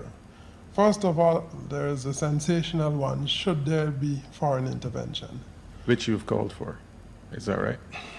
We have called for foreign help, yes. But there's no point being Sunday schoolish about this. People are being confined to their homes 4 days in succession. They may not have been storing up for this occasion. And you're going to tell them they can't come out onto the streets, their own streets in their own country for 4 days? One cannot accept that Code or Austin has any such authority to do that at all. It's just not acceptable to us. And in that context, much as we generally deplore foreign intervention in the domestic affairs of any country, the realities surrounding this Grenadian situation forbid us to pretend that we are totally against foreign intervention. As a first stopgap, we would prefer if the Commonwealth Caribbean countries could come in one way or the other and sort out the situation. If that does not work, then I am afraid, will have to look further afield. We in the Grenada Democratic Movement are committed to that. That is not a matter for compromise with us. Dr. Alexis, I suspect, given the timeline, that was 1983, correct? That was following the immediate demise of the revolution? I was much more handsome then, wouldn't you say? I would not be the judge of that. I had a full crop of black hair then. But well, you did. But Dr. Alexis, you've aged well, I have to say. Well, thank you very much. I thought, it was good as a student of history. I happened upon that footage provided by Sherwood McCaskey out there, the CBC in Barbados. They have a treasure trove of archival footage on that period in Grenada history. At one time I lived in Barbados longer than I lived in Grenada at one time. That's interesting. I never knew that. Yeah. Okay. So let us get into the substantive conversation. We've heard from you, Dr. Alexis, of course, on a previous platform last week, Sunday. That's Mr. Lane's platform with respect to the process here. But we have not heard from the independent court. Well, we have heard from them, but I've heard from Mr. Ned on GBN's To The Point.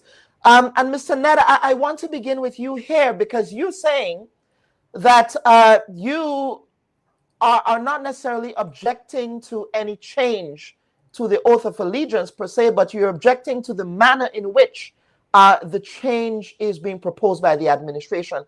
Your theory of the case is that we should go to a referendum. Why should we go to a referendum? Thank you, Dr. Bubb. And our position is clear. And we fundamentally believe that any change to a document that has implications for the broad cross-section of society must have input from them. And the decision must reflect the will of the people. Now, that is the fundamental belief of the ICCR. And we always advocate for inclusion in every single discourse that we have. We have been through several processes to try to amend the Grenada Constitution. There were processes in 2016, and we advocated then for education. We were the ones who were dissecting the bill and informing the general electorate as to the consequences, as to the content of the bill, and more importantly so, the implications for the amendments that were proposed. We held several retreats. We brought in stakeholders, we brought in resource people to discuss when we had issues. If we didn't understand something, we were the first to ask. And what we found is that in the both referenda that was documented more or less, very well documented. Every single bill in the 2016 referendum that went before the people gave more authority to the executive than before the amendment. So what we're saying is that the amendment ceded more power, more authority to the executive, to the parliament, and took away authority from the people. And for us, any amendment that takes away authority from the people in a process where we are on our way, the desire for us is one that we would be eventually self-governing. We are supposed to be governing ourselves. Our independence, just as our associated status, is only a part of the journey that we are on. And the final destination is, in fact, self-government. We are supposed to govern ourselves. And so any amendment that takes power away from the people cannot be good for the final destination that we have, for the final desire that we are as a people to govern ourselves. The election of representatives and giving them authority over us at this period in our history is only a stepping stone to the final destination, where we would not have representation, but that we would make our decision for ourselves.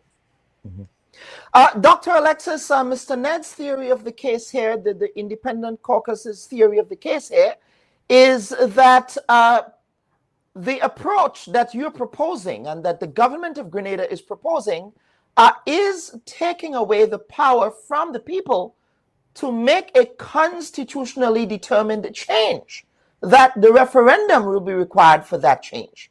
And so, based on what he's articulating here, why then, Dr. Alexis, would you not want this provision to go before the people by way of a referendum for a change?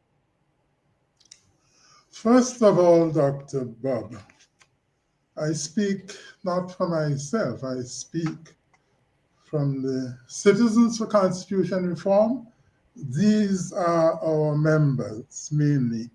Jerry Edwin, a lawyer. Ruggles Ferguson, a King's Counsel, lawyer. Professor Dr. Wendy Grenade, political scientist. Lady Ananda Trotman Joseph, a lawyer. Joseph Ewart Lane, a lawyer. Paul Roberts, a media worker. Me too. Our call is for the Constitution to be honored, respected. I sent you a bundle, Dr. Bubb. Did you get it? I do have it here, yes. I can go ahead and share that screen right now. Look at page, let's start at page 5, the pagination at the bottom. The pagination Yes. at the, yes. You see Let that, me go ahead and find that here. Hold on. Yes, go ahead, Dr. Alexis, while I you pull see that there up. at the top subsection 5, that is subsection 5 of section 39. Let's Yes, start just at bear with line me 1. here.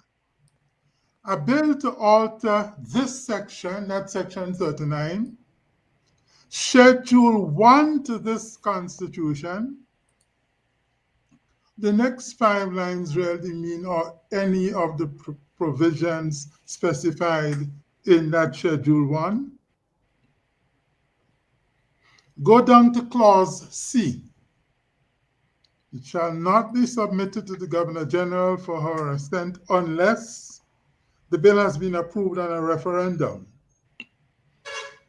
So, if you want to know what the Constitution requires for referendum change, it has to be this section, Schedule 1, and then we go now to Schedule 1.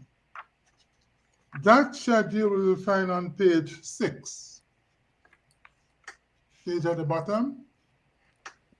Yes, just bear with And me here. I these think provisions are the ones whose alteration requires referendum approval. If a provision is not on this referendum list or pointed to by Section 39.5, the supreme law of the land, our Constitution, says no referendum is needed for it. This is as simple as honoring the Constitution. I saw a gentleman on TV saying that to alter Section 20, you must have a referendum. Section 20 is the one requiring the Governor General to take the oath. So let me walk you through this Schedule 1, the master list, the referendum list. Go to Roman numeral 2, where the list is putting forward sections 19, 21, and 57. Very conspicuous by its absence is Section 20. Nowhere on this master list, this referendum list, would you find Section 20 or Section 40, which requires members of Parliament to take the oath, or Section 65, which requires ministers and parliamentary secretaries to take the oath. I want to point to item V3I8. Well, it's up at V2I7, Section 111. Look how the Constitution is consistent about this design. Section 111 is the interpretation section of the Constitution. Yes, the readers, the lookers could see it there, V2I7.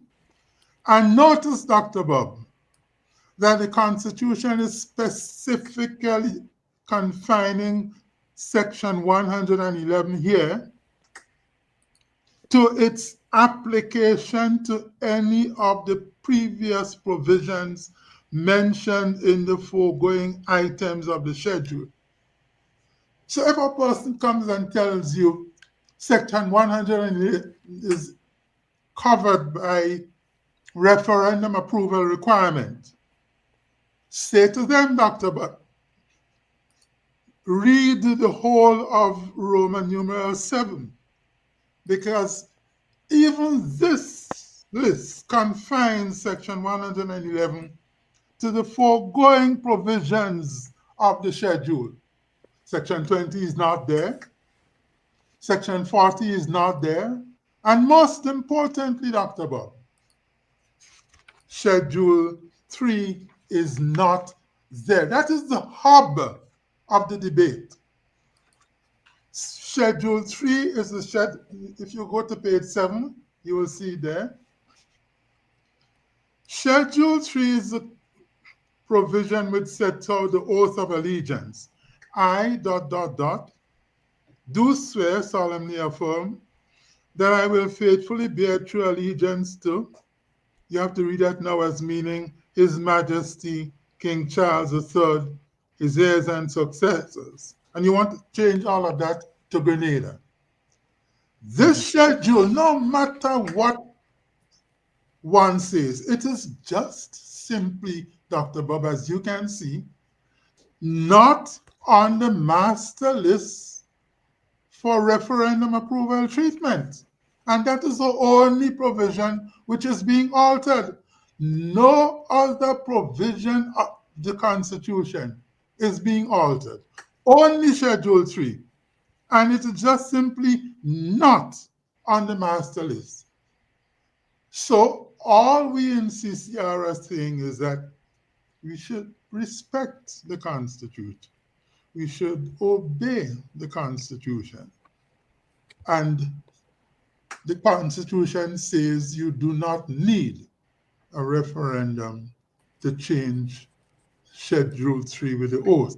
The Privy Council has already, in a Grenadian case, made it clear, in the case Mitchell and the AG.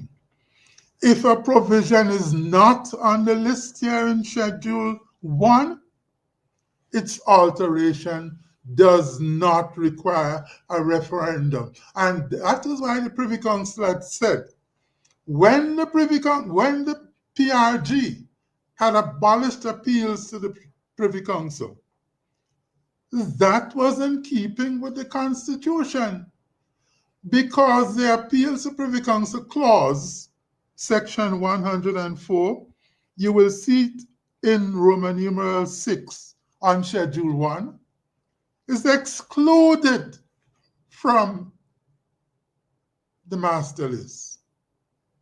Thank you very much indeed. Mr. Ned, you hear Dr. Alexis's argument here. He's saying that that particular schedule is excluded from the master list, meaning the provisions that would require a referendum change, if you will. In respect of what Dr. Alexis just proposed here, but what is excluded versus what is not, what is the caucus's view on that? Okay. The Constitution gives various directives with regard to the interpretation of Schedule 1. In the context of the amendment that is being proposed, we have to now explore what are the directives, what are the provisions that affect that movement. And right off the bat, there is, in bullet number 7, an inclusion of a definition. There is the inclusion of section 111. And for the general public to understand that, we must first have an idea as to what does section 111 do. So if we go to section 111 of the Constitution, and we would see very early, because it provides definitions for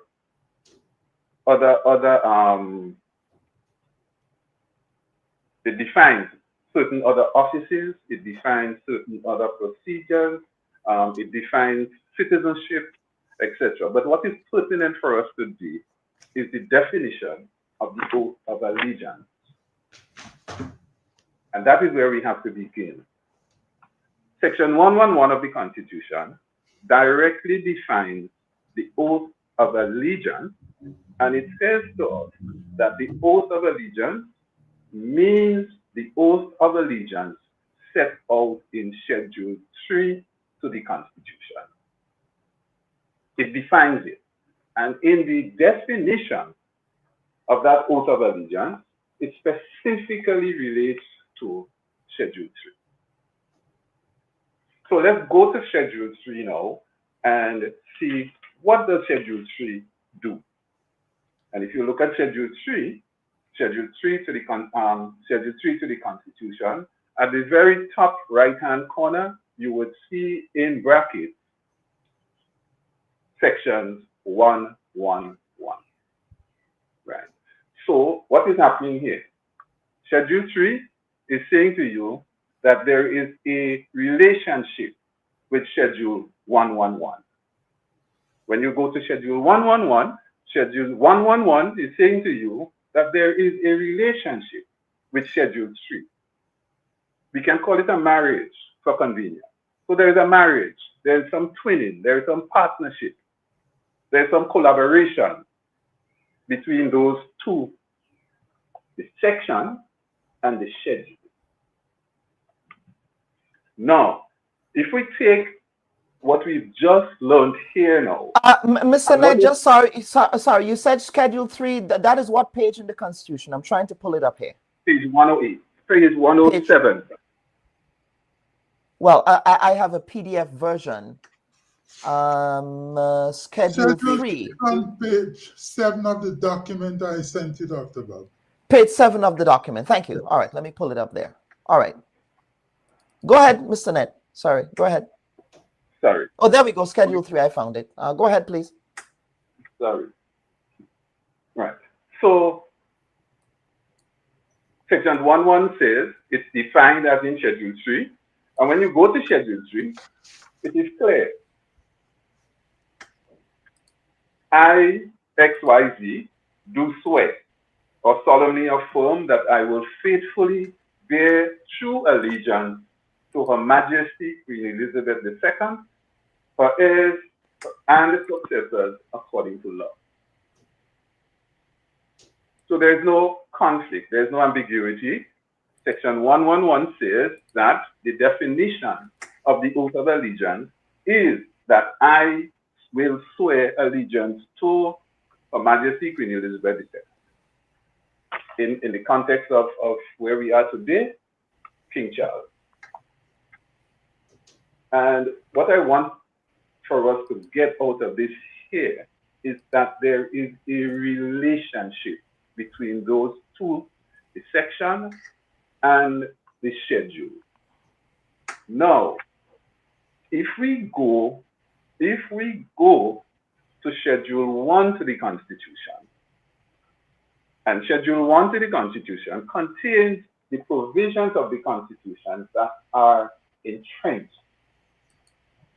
Dr. Alexis is saying that he does not cite Schedule 3. And I want to quote him again because, when I heard the statement, he says, if you search from now until thy kingdom come, you will not find Schedule 3 in Schedule 1. And we searched. And in that search, what we found was that item number 7 reads of Schedule 1 reads as follows. Section 111, and we want to make it clear that we have just established that there is a relationship with sections 111 and Schedule 3. We call it a marriage. The two have become one. So we're saying now that sections 111, in its application to any of the provisions mentioned in the foregoing items of this schedule. So we are now at item 7, and any of the foregoing items from item 1 to item 6, anything that section 111 entrenches, anything that section 111 can be applied to is entrenched. I want to repeat that. Section 7 is applying section 111 to any of the provisions mentioned in the foregoing items. The foregoing items being section items 1 to item 6. And anywhere that sections 111 applies, it is entrenched. So let us look at item number 1. And item number 1 includes the provisions all for chapter 1. So if section 111 applies to chapter 1, then it is entrenched. And you need to take an oath of office, then the oath becomes entrenched. Any application of section 111 entrenches the process.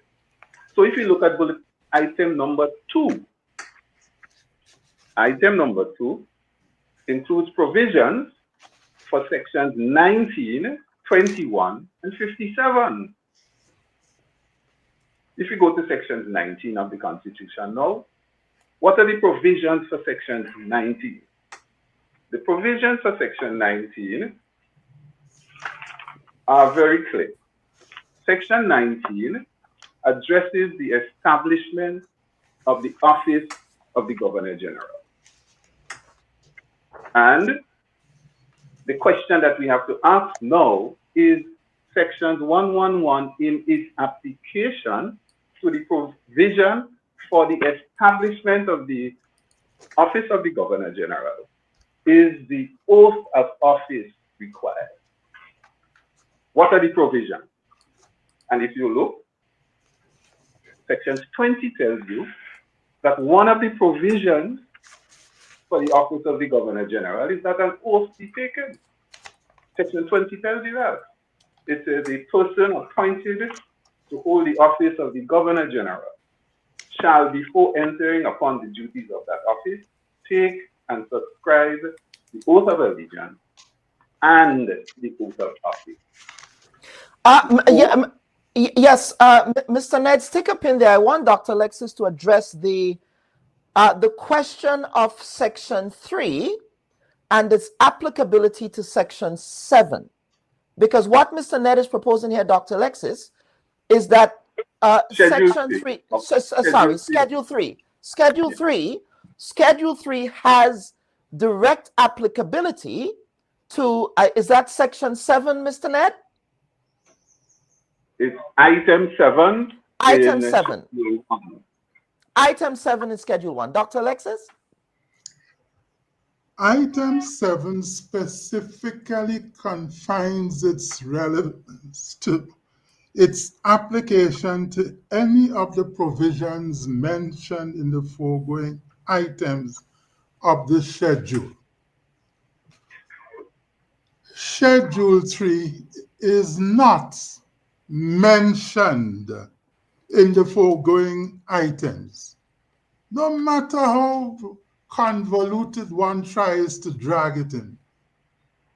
The fact of the matter, quite simply, is that Schedule 3 with the oath is not mentioned in the foregoing items. Can Mr. Ned show you where Schedule 3 is mentioned in the foregoing items? Not dragged in, but mentioned.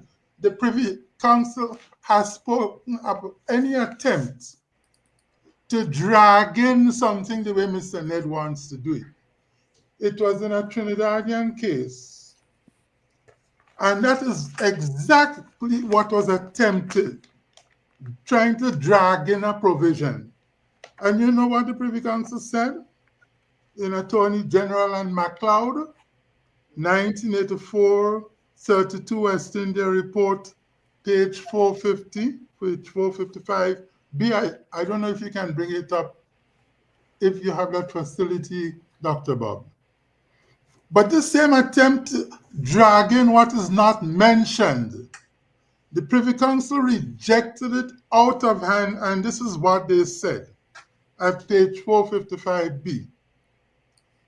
If we allow this sort of dragging in by infection or implication, that can lead to, in their lordship's words, not mine, irrational consequences. We are seeing that attempt before us now, because Schedule 3 is not mentioned in the foregoing items. Are you reading that, Dr. Bob? Yes. 7. Item 7. Mentioned. But here an attempt is being made to drag it in by implication or infection. And the Privy Council has condemned that and rejected it. That is Item 7 of the Constitution. Mentioned, not what is dragged in by some kind of voodoo lawyering. No. You have to confine yourself to what is mentioned in the foregoing items. Those are the operative words. So Schedule 3 is not mentioned. Section 20 requiring the Governor General to take the oath is not mentioned. Section 40 requiring MPs and senators to take the oath is not mentioned.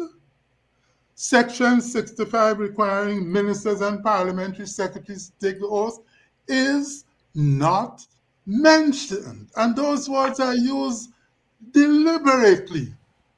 So unless somebody can show you, Dr. Bob, where Schedule 3 is not dragged in, but mentioned, they are spinning top in mud. What about in Section 111? I believe Cassandra is saying section 111, that schedule 3 is mentioned there. No. Where is it mentioned? There. It is a simple matter of looking at it. It is not mentioned. He's trying to drag it in. But that's not the test. The test is not what to be dragged in. The test is what is mentioned in the foregoing items. Very clear language. Very clear. Mr. Ned? Dr. Bob, thank you. We have to pay attention to language in this, and what is constitutional language. Dr. Alexis accuses the caucus now of trying to drag a section into the schedule, and we have to understand that this Schedule 1 refers to provisions for the section. What are the provisions for the section as distinctively separate from the section? So, the provisions for section 19, if I'm reading it correctly, and it's clear, it's right in front of us. If we are to apply item number 7, if we are to apply item number 7 to item number 2, which is one of the foregoing items, and you read what is in front of us, and this is not about what is interpreted, this is about understanding what is in front of us. It is simple. There's no, it is simple. Let me just read it. Section 111, in its application to the provision of bullet of items number 2, which includes section 19. So in its application to section 19, does section 111 apply? It can be the section 19 speaks to the establishment of the office of the Governor General. Section 20 tells you that one of the provisions for the establishment of the office of the Governor General is that she takes an oath. There's So no where is ambiguity. mentioned there? Where is it mentioned? Where is what mentioned, Dr. Exactly. It is not necessary section schedule 3. So you're writing the Constitution. The Constitution says it must be mentioned. Dr. Alexis, let me say what I'm saying, please. I'm saying to you, and it's clear in front of me. And if you want to reference it, I'm reading from bullet number 7 of Schedule 1. And I am putting in the words. So section 111 in its application to bullet number 2, which includes sections 19, 21, and 57. Sections in its application to section 19, which addresses the establishment of the office of the Governor General, sections 111 applies. It's clear. There's no ambiguity. There is an oath that has to be taken before the Governor General can function in our office. And the oath is as in sections 111 and as sections 111 defines in Schedule 3. I swear allegiance to Her Majesty the Queen Elizabeth II, her heirs, successors, according to law. There's no ambiguity. There's no ambiguity.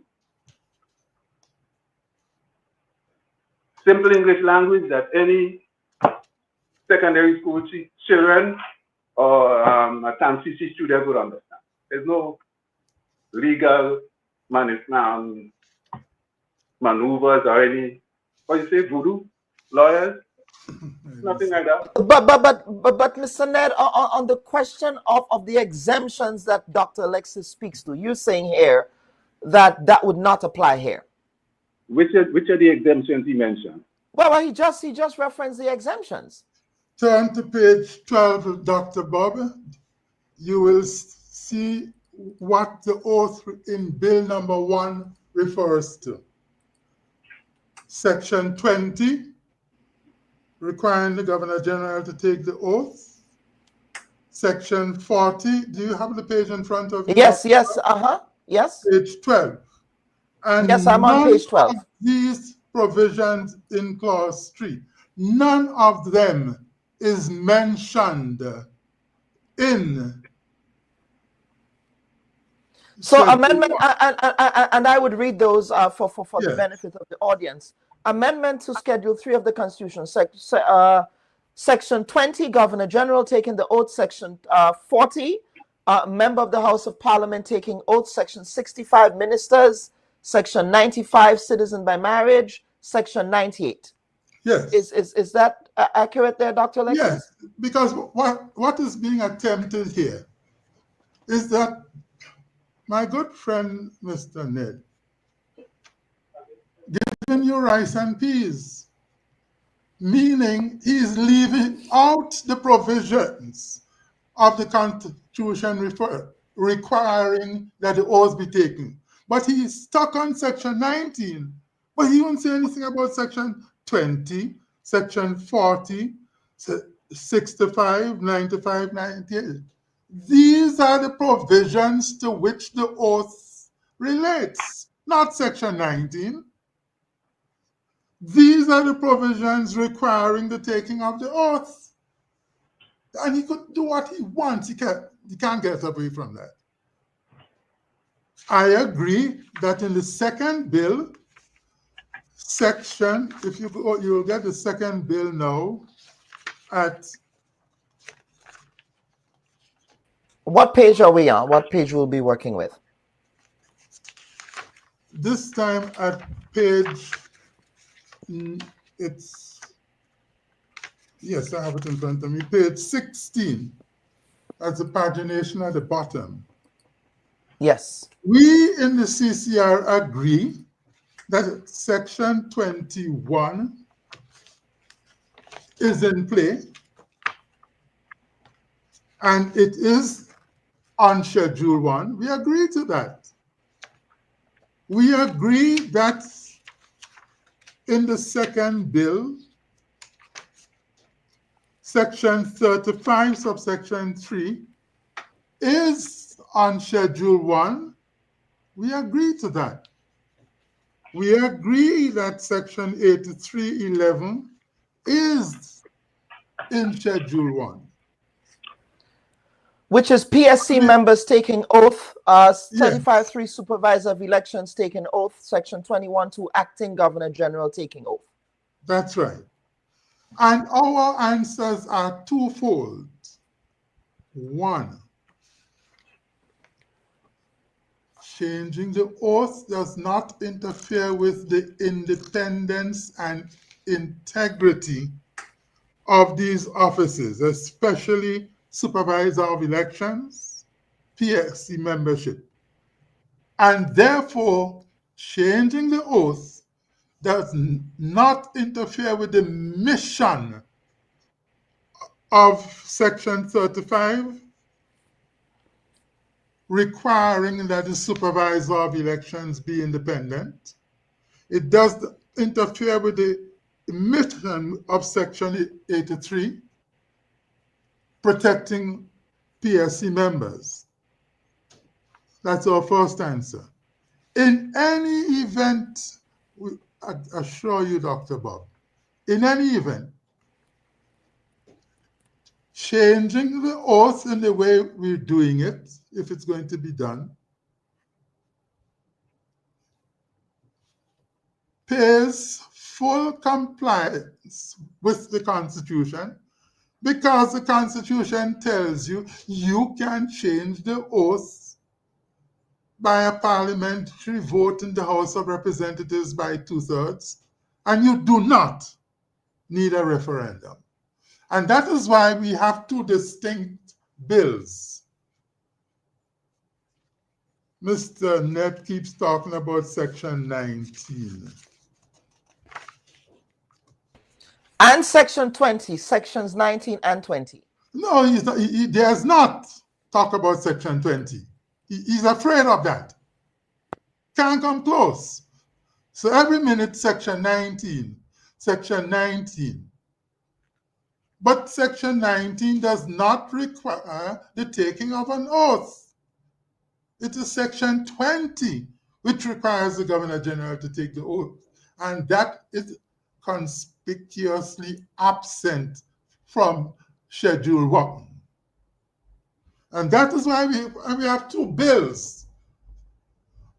These discussions started, Dr. Bubb. It is very important to put it in context. These discussions started on the 22nd of January 2024, more than a year and a half gone now.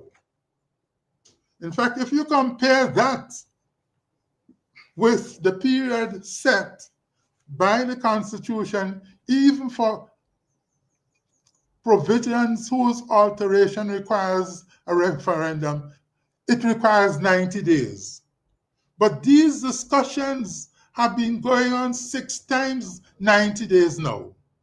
It's the longest period of discussions on proposals for changing a constitution in Grenada. Longest in history.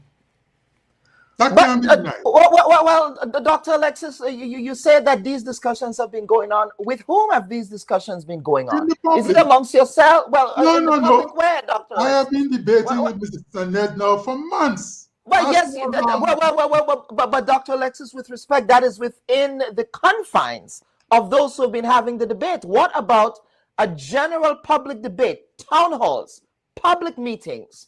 Where are we in the last referendum? We saw that, where you had public consultations and all of that. Have we seen this? And when I say debating, here, I'm referring with the constituency of 110,000 strong Grenadians. Have those debates been happening, Dr. Alexis? We've been on radios, we've been on TVs, we've been on street corners, we've been meeting groups. Ask Mr. Ned how long he has been confronting me. Long time, not 92 days, 6 times 92 days. And coming out of those consultations, discussions, we moved from a 1 bill situation to 2 bills now, informed by all these discussions. People calling in on radio, not one radio station. Mr. Ned could tell you that people calling in on radio.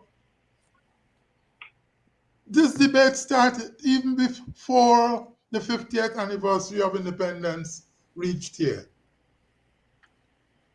So it is not as if we're just pulling this rabbit out of a hat here now. These discussions have been going on since January 2024. Well, so I want Mr. Ned to bear in mind, he has to address himself to 2 things. There are now 2 bills. In bill number 1, the provisions that are affected, they are 1, schedule number 3. That is common to both bill 1 and bill 2. In bill 1, Mr. Ned is afraid to talk about section 20, section 44, section 40, 20, 40, and 65. He's just stuck on section 19. And quite rightly, because section 19 is mentioned in the foregoing provisions. But section 19 has nothing to do with taking of an oath. He must move to section 20, move to section 40, move to section 65, because these are the provisions having to do with the taking of an oath. Mr. Ned, sections 20, 40, and 65. Please rebut. I just want to make one small correction. I've been a student of Dr. Alexis for almost 10 years. He's given me an A on one occasion that I remember distinctively. And I value every interaction that we've had with this gentleman. Today's discussion is centered around an action, an activity that in our mind must involve the consensus of the broad mass of people. For us, Dr. Alexis has specifically, I don't know if it's deliberate, I don't know if it is by accident, I would leave it to him to clarify. But he keeps referring sections, the schedule in question refers to provisions for section. Let me repeat it. The section, the schedule, in particular Schedule 1, and if you look under Schedule 1, you'll see clearly that Schedule 1 does not refer to section. It refers to, if you read directly under Part 1, you would see that Schedule 1 refers to provisions of the Constitution that are referred to in Section 39(5). If you go to Section 39(5),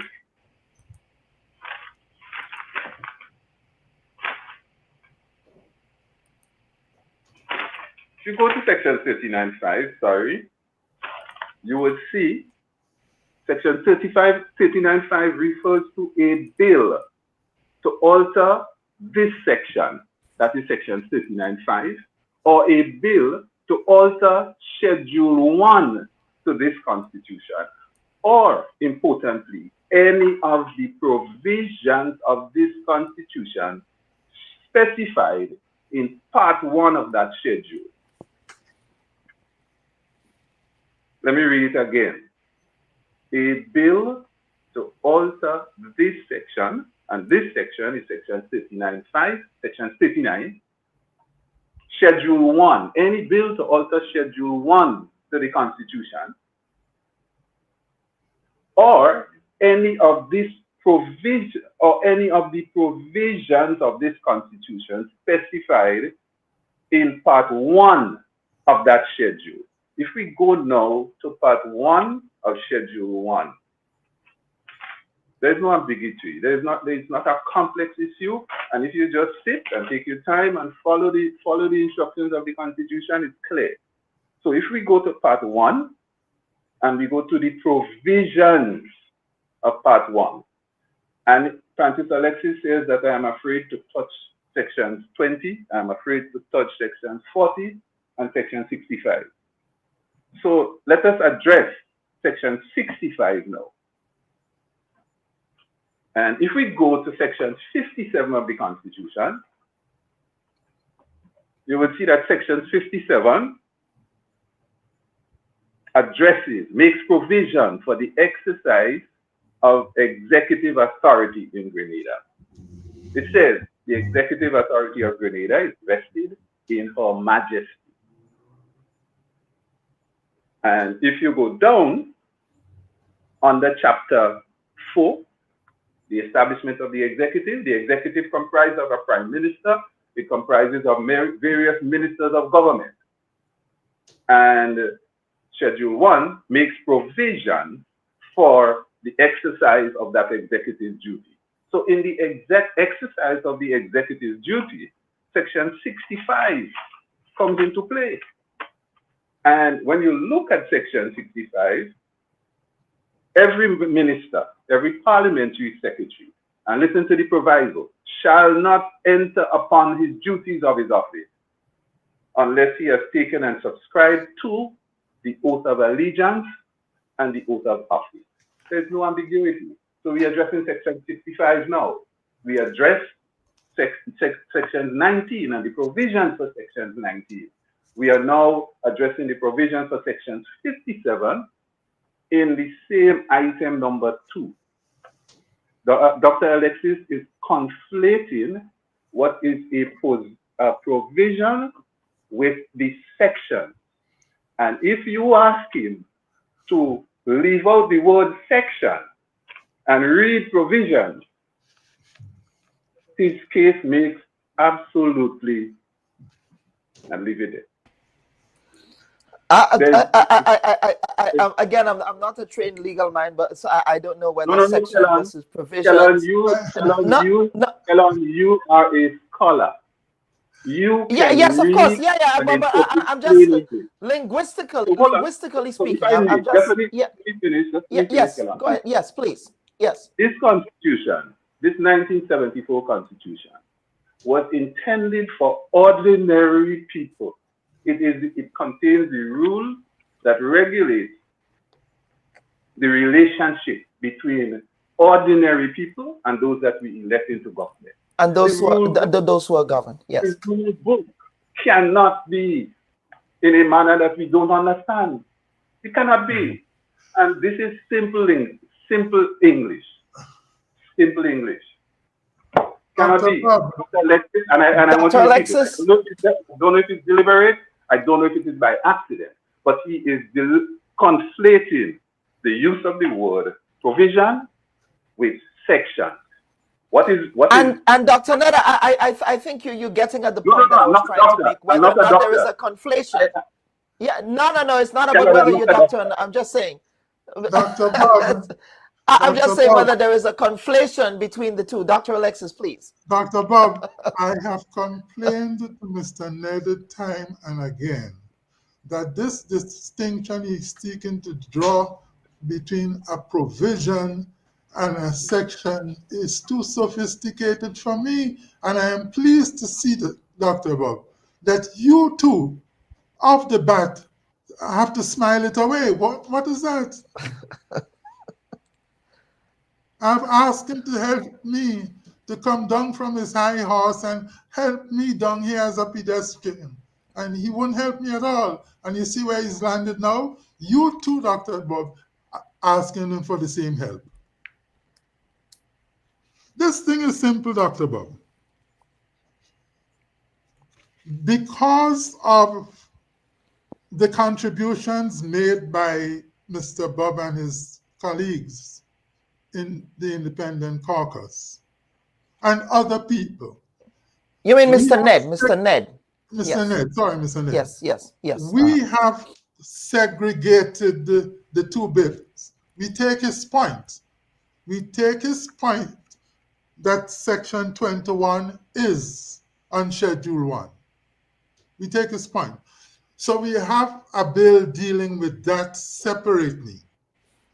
In Bill number 1, you will not find in Bill number 1 any provision, whether Schedule 3, Section 20, Section 40, Section 65, etc. You will not find in Bill number 1 any provision that is mentioned. I'm sticking to Roman numeral 7. You will not find any provision that is mentioned in the foregoing items of the schedule. Now, he is not giving CCR any credit for that, but we are giving him credit for inducing us into separating the two sets of sections. And in your presence, Dr. Bob, I repeat, we are giving him credit for that. So if he wants to go and fight with Bill number 2, that's his forte. But when it comes to Bill number 1, he has real problems. He can't talk about Section 20, can't talk about Section, he can't, because they are not mentioned. And that's a short answer. We are complying with the Constitution. We are complying with Mr. Ned and his team. We have segregated the two bills to the point he is making, what is mentioned in the provisions. And I think he should give us credit for that. Mr. Ned, would you give Dr. Alexis credit for that? Not me, the CCR. Oh, well, the CC. Yes. Dr. Bob, if I understood what Dr. Alexis just said, I would give him credit. But Well, thank honest you. is that I am struggling to understand what it is he's mentioning here now. Again, for the listeners, there is a clear distinction between a section and a provision for a series of sections. A provision can be a series of sections, it can be one or more, or a series of sections. And Schedule 1 speaks specifically to the provision. And if you are to read it, you have to read it in the context that Schedule 1 speaks to the provisions for Section 19. It speaks to the provisions for Section 21. It also speaks to the provisions for Section 57. So when you go to Section 57, what does Section 57 do? It appoints it establishes the executive of the exercise of executive power. In the exercise of executive power, the functionaries all require, one of the provisions for the exercise of executive power is that the functionaries take an oath. It's there. The oath is as described in Section 65. And Section 65 identifies the oath as the oath of allegiance and the oath of office. There's no ambiguity. Every section that there is a provision that the oath is required, Section 111, by virtue of the authority given to it in item number 7, entrenches it. There's no ambiguity. I was a good student, Dr. Alexis. All I know, Mr. Ned, is that line item 7 talks about Section 111, the interpretation provision, in its application to any of the provisions mentioned in the foregoing items. Mentioned. Schedule 3 with the oath is not mentioned. Are you saying, let me see if I understand you, Mr. Ned. Are you saying that Schedule 3 with the oath is mentioned in the foregoing provisions? Are you saying that? I'm saying that Sections 111 in item number 7 gives a clear directive to address the provisions in the foregoing items. The items we are now addressing are item number 2. Item number 2 includes Section 19. You're not answering my question. My question is, are you saying that Schedule 3 with the oath is mentioned in Schedule 1? That's my question. I think we lost Dr. Ned there. Item number, Mr. Ned, go ahead, sir. Go ahead. Section 111 in its provision to Section 19. And Section 19 is just not an abstract number. Section 19 has a function. So the provisions for the functions of Section 19, which is to establish the office of the Governor General, requires the Governor General to take an oath in Section 20. So I'm not afraid of Section 20, Dr. Alexis. Dr. Bob, may I appeal to you, please? Yes. Maybe if you put a question to him, he might respond. The question I am trying to put to him is he saying that Schedule 3 with the oath is mentioned in the foregoing items? Yes. Is it mentioned? I am saying so. I am saying that Schedule 3, in its relationship to Sections 111, is authorized by bullet item number 7, Schedule 3, in its relation to sections 111. So wherever you see sections 111, for the want of a better word, Schedule 3 is included. If you look to Schedule 3, included. My question is it mentioned? Is it mentioned, Mr. Ned? I think that's Dr. Alexis's question. It is mentioned. It is mentioned. If you see, it is mentioned, Dr. Alexis. Well, you are a scientist. Section. If you could see Well, I've been told a lot of people, including a voodoo lawyer, you know, Dr. Alexis. So, I mean, but you're arguing, you're having a discussion but Dr. Alexis, you're having a discussion with a voodoo lawyer? I wouldn't do that. I wouldn't do that. The facts are that wherever you see schedule, when you look at Schedule 3, Dr. Bob, and if you look at it in the document of the Constitution, tell me what you see. You don't see sections 111? It's right there. Yeah. It's there. It does. You see it, Dr. Bob? It does mention section 111. Exactly. When you go to section 111, do you see Schedule 3? Let me go to section 111 here. And Schedule 3 is not mentioned. Look under the oath of allegiance. It's halfway down the page. Hold on. That's...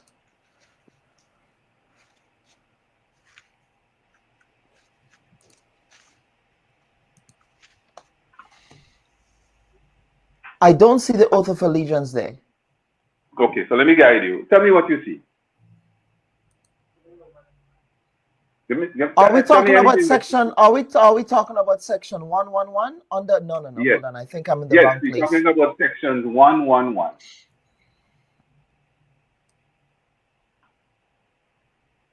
Let me pull up Schedule 3. So Schedule 3. Uh-huh. Hold on. Let me get the other file here. Hold on. Schedule 3. Hold on. And that's in the primary constitution document here we're talking now. Right. On page 107, you found it a while ago. Yes, hold on.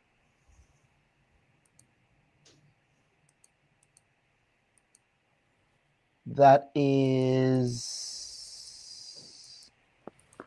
Let me do a quick spotlight search. I think I lost that page number. Hold on.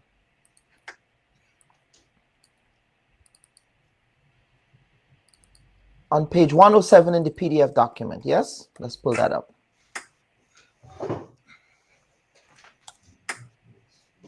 Nope, I lost it.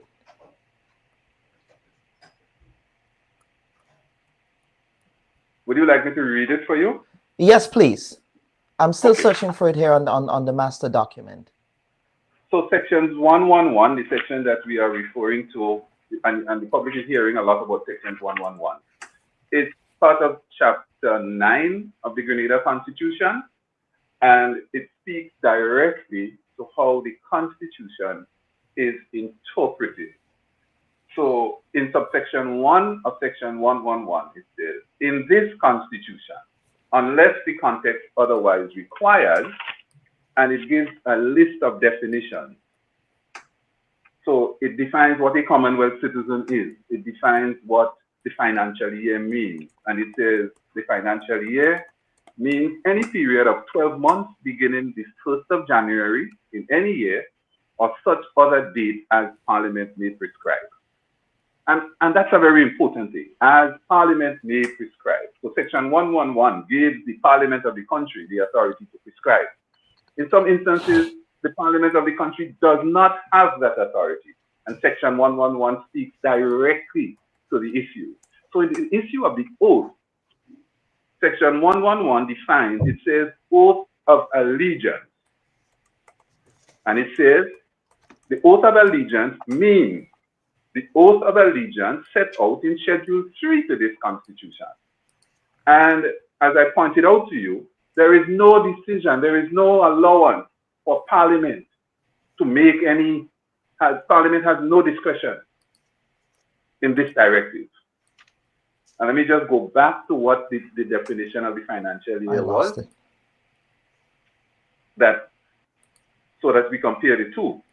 A financial year means any period of 12 months beginning on the 1st January in any year, or such other date as Parliament may prescribe. So the interpretation clause gives Parliament the authority with respect to the financial year of the country to prescribe. Okay. With the oath of office, with the oath of allegiance, sorry, there is no such consideration. The oath of office means the oath of allegiance. Sorry, I'm confusing everybody here. The oath of allegiance means the oath of allegiance set out in Schedule 3 to this Constitution. That is what it means. There is no escape. So when you see Schedule 3 is what Sections 111 interprets as the oath of allegiance. So when you go to Schedule 1 now to interpret and to apply that to the provisions, wherever you see Sections 111, wherever you see Sections 1, and Dr. Alexis can challenge that, wherever you see Sections 111, Schedule 3 is right there. Can't challenge that. What I do challenge. Listen, Dr. Alexis, you cannot challenge that. I'm reading to you, Mr. Ned, from the Concise Oxford Dictionary on the meaning of the word mention. It tells you mention means, it has different meanings. Specify by name. Specify by name. Refer to briefly. So my request to you is to show me where Schedule 3 is specified by name anywhere in Schedule 1. Where is it specified by name? So the interpretation section of the Constitution gives meaning to every word in the Constitution. Am I correct, Dr. Alexis? So when I refer to Sections 111, and Section 111 gives the meaning to a particular schedule, am I correct or am I not correct? When Sections 111 defines the oath of office, the oath of allegiance as in Schedule 3, am I correct? Or am I making it up? I am asking you to because that is what it does. show me where Schedule 3 is specified by name in Schedule 1. That's my simple And request. I'm saying to you, wherever you see Sections 111, Schedule 3 is right there. Relating right to there. what? Relating to what? To any of the provisions. It relates to any of the foregoing provisions. Simple, Dr. Alexis. And Schedule 3 is mentioned in the foregoing provisions. And Schedule 3 is not only mentioned, it is defined. Show me where it is defined. It's not a mention. No, Dr. Alexis, it's not a mention. It's defined. That's the problem I have. The Constitution tells you what is to be done, but you are doing something else. It refers to mention, and you are just telling me it's not a matter of mention. But that's what the Constitution I am saying to you, it's more than mentioned. It is mentioned. It's right there, Sections 111. Dr. Bubb, this is a very simple matter. Yes. I'm learning a lot about how we interpret the Constitution here today, both from you two learned gentlemen. So thank you for the education. Thank you for the public education. Go ahead, Dr. Alexis. Schedule 3 contains the oath of allegiance. There is nothing in either bill which alters, changes, amends Schedule 3. Neither Bill 1 nor Bill 2. Schedule 3 is not included in Schedule 1, the master list, the referendum list. Therefore, no referendum requirement is needed. That is so on the language of the Constitution, and that is so on the authority of the Privy Council in a case from Grenada, answering the exact same question, namely, if a provision is excluded from the master list, does that provision require for its alteration a referendum? The Privy Council said clearly in the case from Grenada, no, you do not read a referendum. No less a jurist than Lord Diplock himself wrote that decision in the Grenadian case. Mitchell and Agee. I give you the reference. That is the specific point their lordships decided. Section 104, UKPC appeals clause in the Grenada Constitution is excluded from Schedule 1. Therefore, the Privy Council ruled the PRG was perfectly entitled, not just the PRG, to abolish appeals, but the restored Parliament in 1985 adopted that provision from the PRG. And the Privy Council said both the PRG provision and the restored Parliament provision, both of them were perfectly constitutional. I have never heard Mr. Ned, well, I suppose he has appealed from the Privy Council to his own court. He must have done that. I've never heard him, and I keep reminding him of that case. And he never attempts to set it aside. So, Dr. Bubb, it is not just a matter of analyzing the provision. What is not mentioned, to use the word of the Constitution, what is not mentioned on Schedule 1 is not protected by referendum requirement. It may be altered without a referendum. On top of that, you have the decision of the highest court in the land, the Privy Council. But obviously, Mr. Ned is not prepared to accept the ruling of the Privy Council. But what do you do in that situation? So Dr. Alexis. What do you do? No, Mr. Ned, let him finish. Let him finish, please. Go ahead, Dr. Alexis. The Privy Council not decided another point, Mr. Dr. Bubb, deciding this specific point, namely, the provision is not put on the list here, the master list, the referendum list. Its alteration does not require referendum. It's not a case from outside of Grenada. It's a case directly from Grenada, precisely what we are debating now. And the ruling of the Privy Council is, if they look down the list and they don't see a provision mentioned there, that provision, its alteration, does not require referendum approval. It's as simple as that. Thank you very much, Dr. Bubb. This debate, Mr. Neda, I'll give you the opportunity to respond.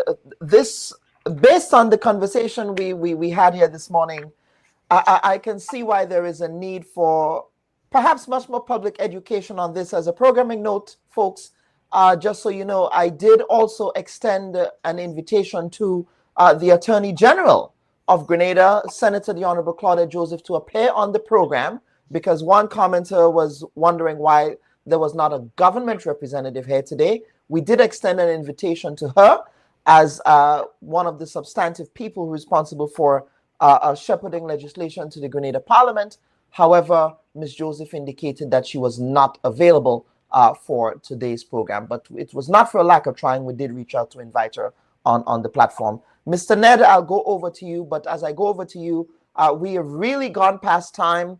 And while you rebut Dr. Alexis, I also want to give you an opportunity for closing comments as well. Mr. Ned. Thank you, Dr. Bob. And yes. I just want to highlight that Dr. Alexis has now moved away from making a constitutional argument and using the provisions of the Constitution to validate his claim. He is now making reference to what is called Privy Council judgment.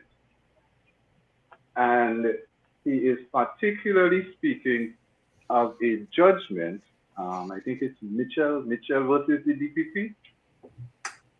Yes. Yeah, Mitchell versus the DPP. That came out of a period when our constitution was in fact suspended. And I just want to stop and talk about that for a second. That our constitution was suspended. That was a very volatile period for those of us who remember. And the initial video that you played highlighted the concerns that Dr. Alexis had then and the actions that he was prepared to take, including making appeals to the very colonial masters that we are now ready to disperse and to throw away. And my concern with this is that during the period of the revolution, we all know how the revolution ended. We know that there were cases brought before the court. Those people who were charged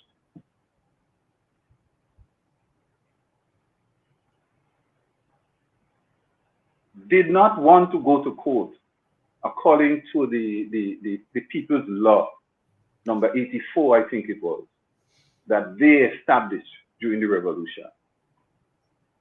They wanted the constitutional provisions, the constitutional protections that were afforded by the Grenada Constitution. And that's important for us.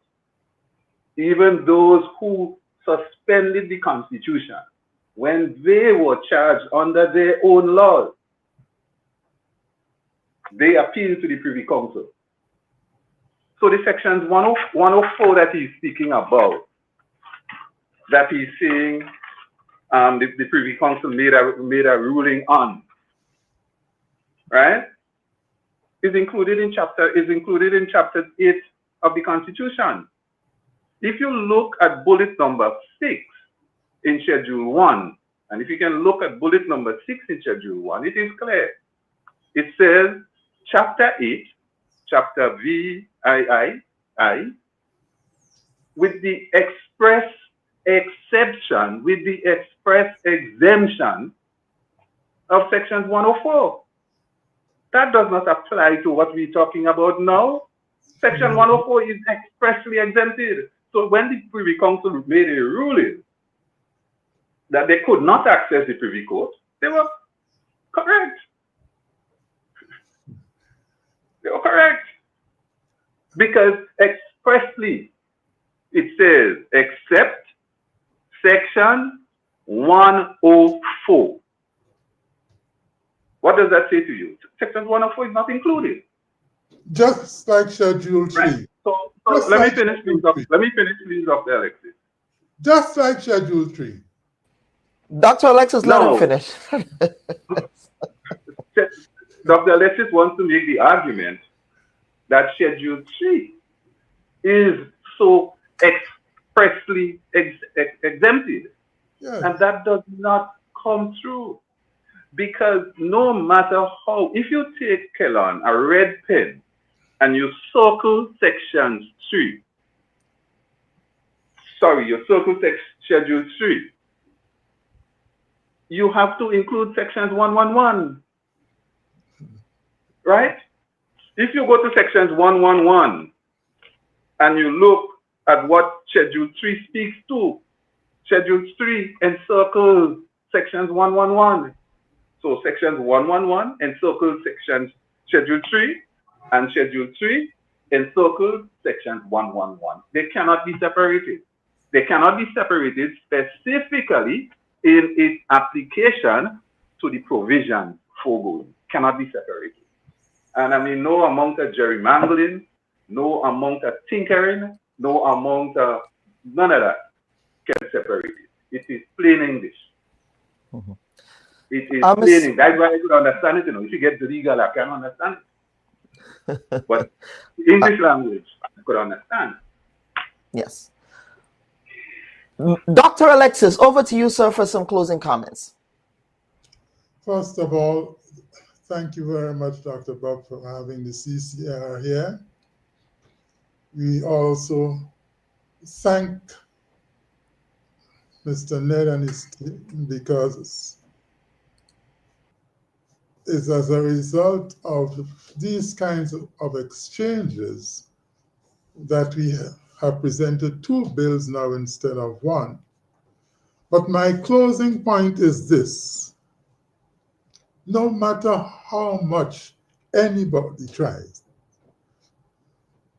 Schedule 3 with the oath of allegiance is obviously excluded from the referendum list.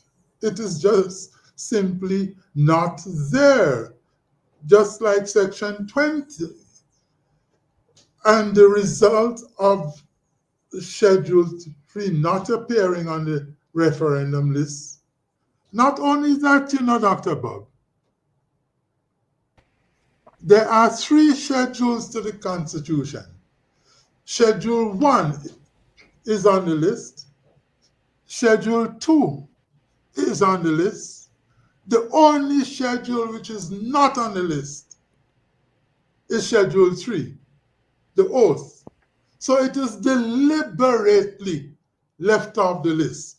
And you cannot get around that. This means you can change Schedule 3 without going to the referendum process. Not only that, you have no authority to go to the referendum list, to go to the referendum road with the oath of allegiance. Let me repeat that. It will be against the Constitution, against the Constitution, as things stand now, to put that to a referendum vote. Thank you very much again, Dr. Bubb, for having CCR on your program today. This was certainly a lively conversation. I do feel, however, that we do need further public engagement on this. And of course, Dr. Alexis, I had an opportunity to listen to you on previous programs on this issue. I've also had the opportunity to engage Mr. Ned, Cassandra Mitchell, and others on this issue so that I can be educated on that specific change. And I trust that members of our audience were also, someone referenced John Rouleau. I think Citizen Rouleau might have made a very good addition to this very robust debate here. And of course, we will definitely be attempting to follow up with Grenada's Attorney General and Minister of Legal Affairs. We may want to have a conversation with her. Not may, we definitely want to have a conversation with her before the passage of this legislation, whether it comes up for first or second reading, or if there's going to be any further amendments before third reading. We certainly want to have her here on the program to discuss that change. But Dr. Alexis, before you go, I have a curious question here. As someone who is so passionate about changing the oath, are you also passionate about changing your title, perhaps from King's Counsel to senior counsel? Because you are King's counsel. I mean, again, I don't know legalese what that would mean. Test me now. Pass the bill and see what will happen with me and the King's counsel. All right, well, test me. The real test, Dr. Alexis, is no. Where do you stand? No. You are a King's counsel. You are advocating here publicly. I am complying with the law and the Constitution of the King. I am complying with the law. I'm answering you. Let him answer, please, Mr. Ned. Mr. Ned, let him answer. Let him answer, please. Go ahead, Dr. Alexis. You see how he does browbeat me when he's ready? Mr. Ned, test me. Pass but we are testing you now. Well, not see what you will do. I am complying with the Constitution and the law as it is now. Okay. And not only that, this is what I think it's the oath of allegiance requires, that you comply with the law and the institutions of the country as they are now. Okay. That's all I'm doing. Okay. Very well. I am anxious to change that, if you ask me. I am anxious. So pass the bill and see what I will do. That's good to know. That is good to know. So, gentlemen, thank you so much, viewers and listeners. We went way over time today, but given the import of this conversation, we felt it was necessary to do so, to have that robust conversation with both sides of this issue. And of course, we're going to hear from the Attorney General at some point. We do want to hear from her as well, representing the government as to why this has been brought up now before Parliament. And so we await to hear their reasoning and justification for this. So both Mr. Ned and Dr. Alexis, thank you again for appearing on the Bubb Report this week. Thank you, Dr. Bob. Dr. Bob, can I just thank my team? I have a group of young people who are assisting me ably, and I would like to express sincere thanks to them and to the rest of the executive of the Independent Caucus for Constitution Reform. We look forward again to engaging Dr. Alexis tonight when the younger people will have a chance at asking him these very pertinent questions. So thank you so much, Dr. Alexis, and we look forward to that engagement. Don't disappoint them this time. Well, so speaking of young people, both yourself, Dr. Alexis, and Mr. Ned, I have to say, and I may get flack for this, but I would say it anyways. My back is broad enough. I'm quite disappointed that the Youth Parliament of Grenada are not engaged in any of these conversations. I've not heard anything from the Youth Parliament of Grenada, the ones who are supposed to be the stewards of Grenada's future on this. So I'm hoping that at some level there will be conversations with the Youth Parliament. It speaks to the grounding. The grounding. What are they grounded in?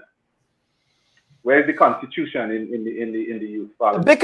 Because for such a critical change, again, I don't know to what extent members of the Youth Parliament of Grenada are educated and of course. I am subject to correction.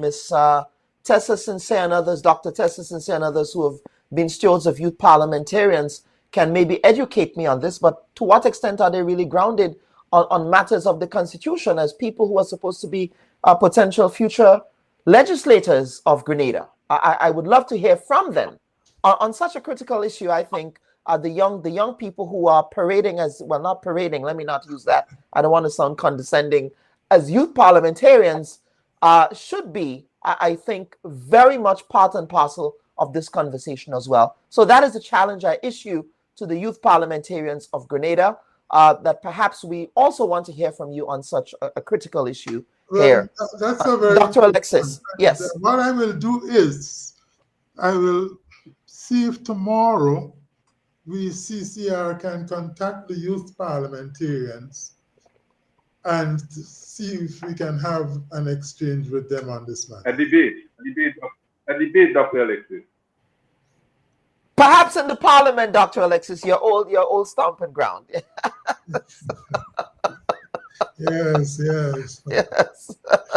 All right, gentlemen. Thank you so much for appearing on the Bubb Report this week. Two esteemed Grenadians, both Dr. Alexis and Mr. Ned, who are doing yeoman's work in public education. And whatever we think of the issue, I think public education and the work that Dr. Alexis and other attorneys do is so critical to ensuring that we educate the national community on these very pertinent matters. So, gentlemen, thank you again for appearing on the program this week. Viewers and listeners, thank you so much for all of your questions and comments. We could not get to all of them, unfortunately, owing to the nature of this conversation.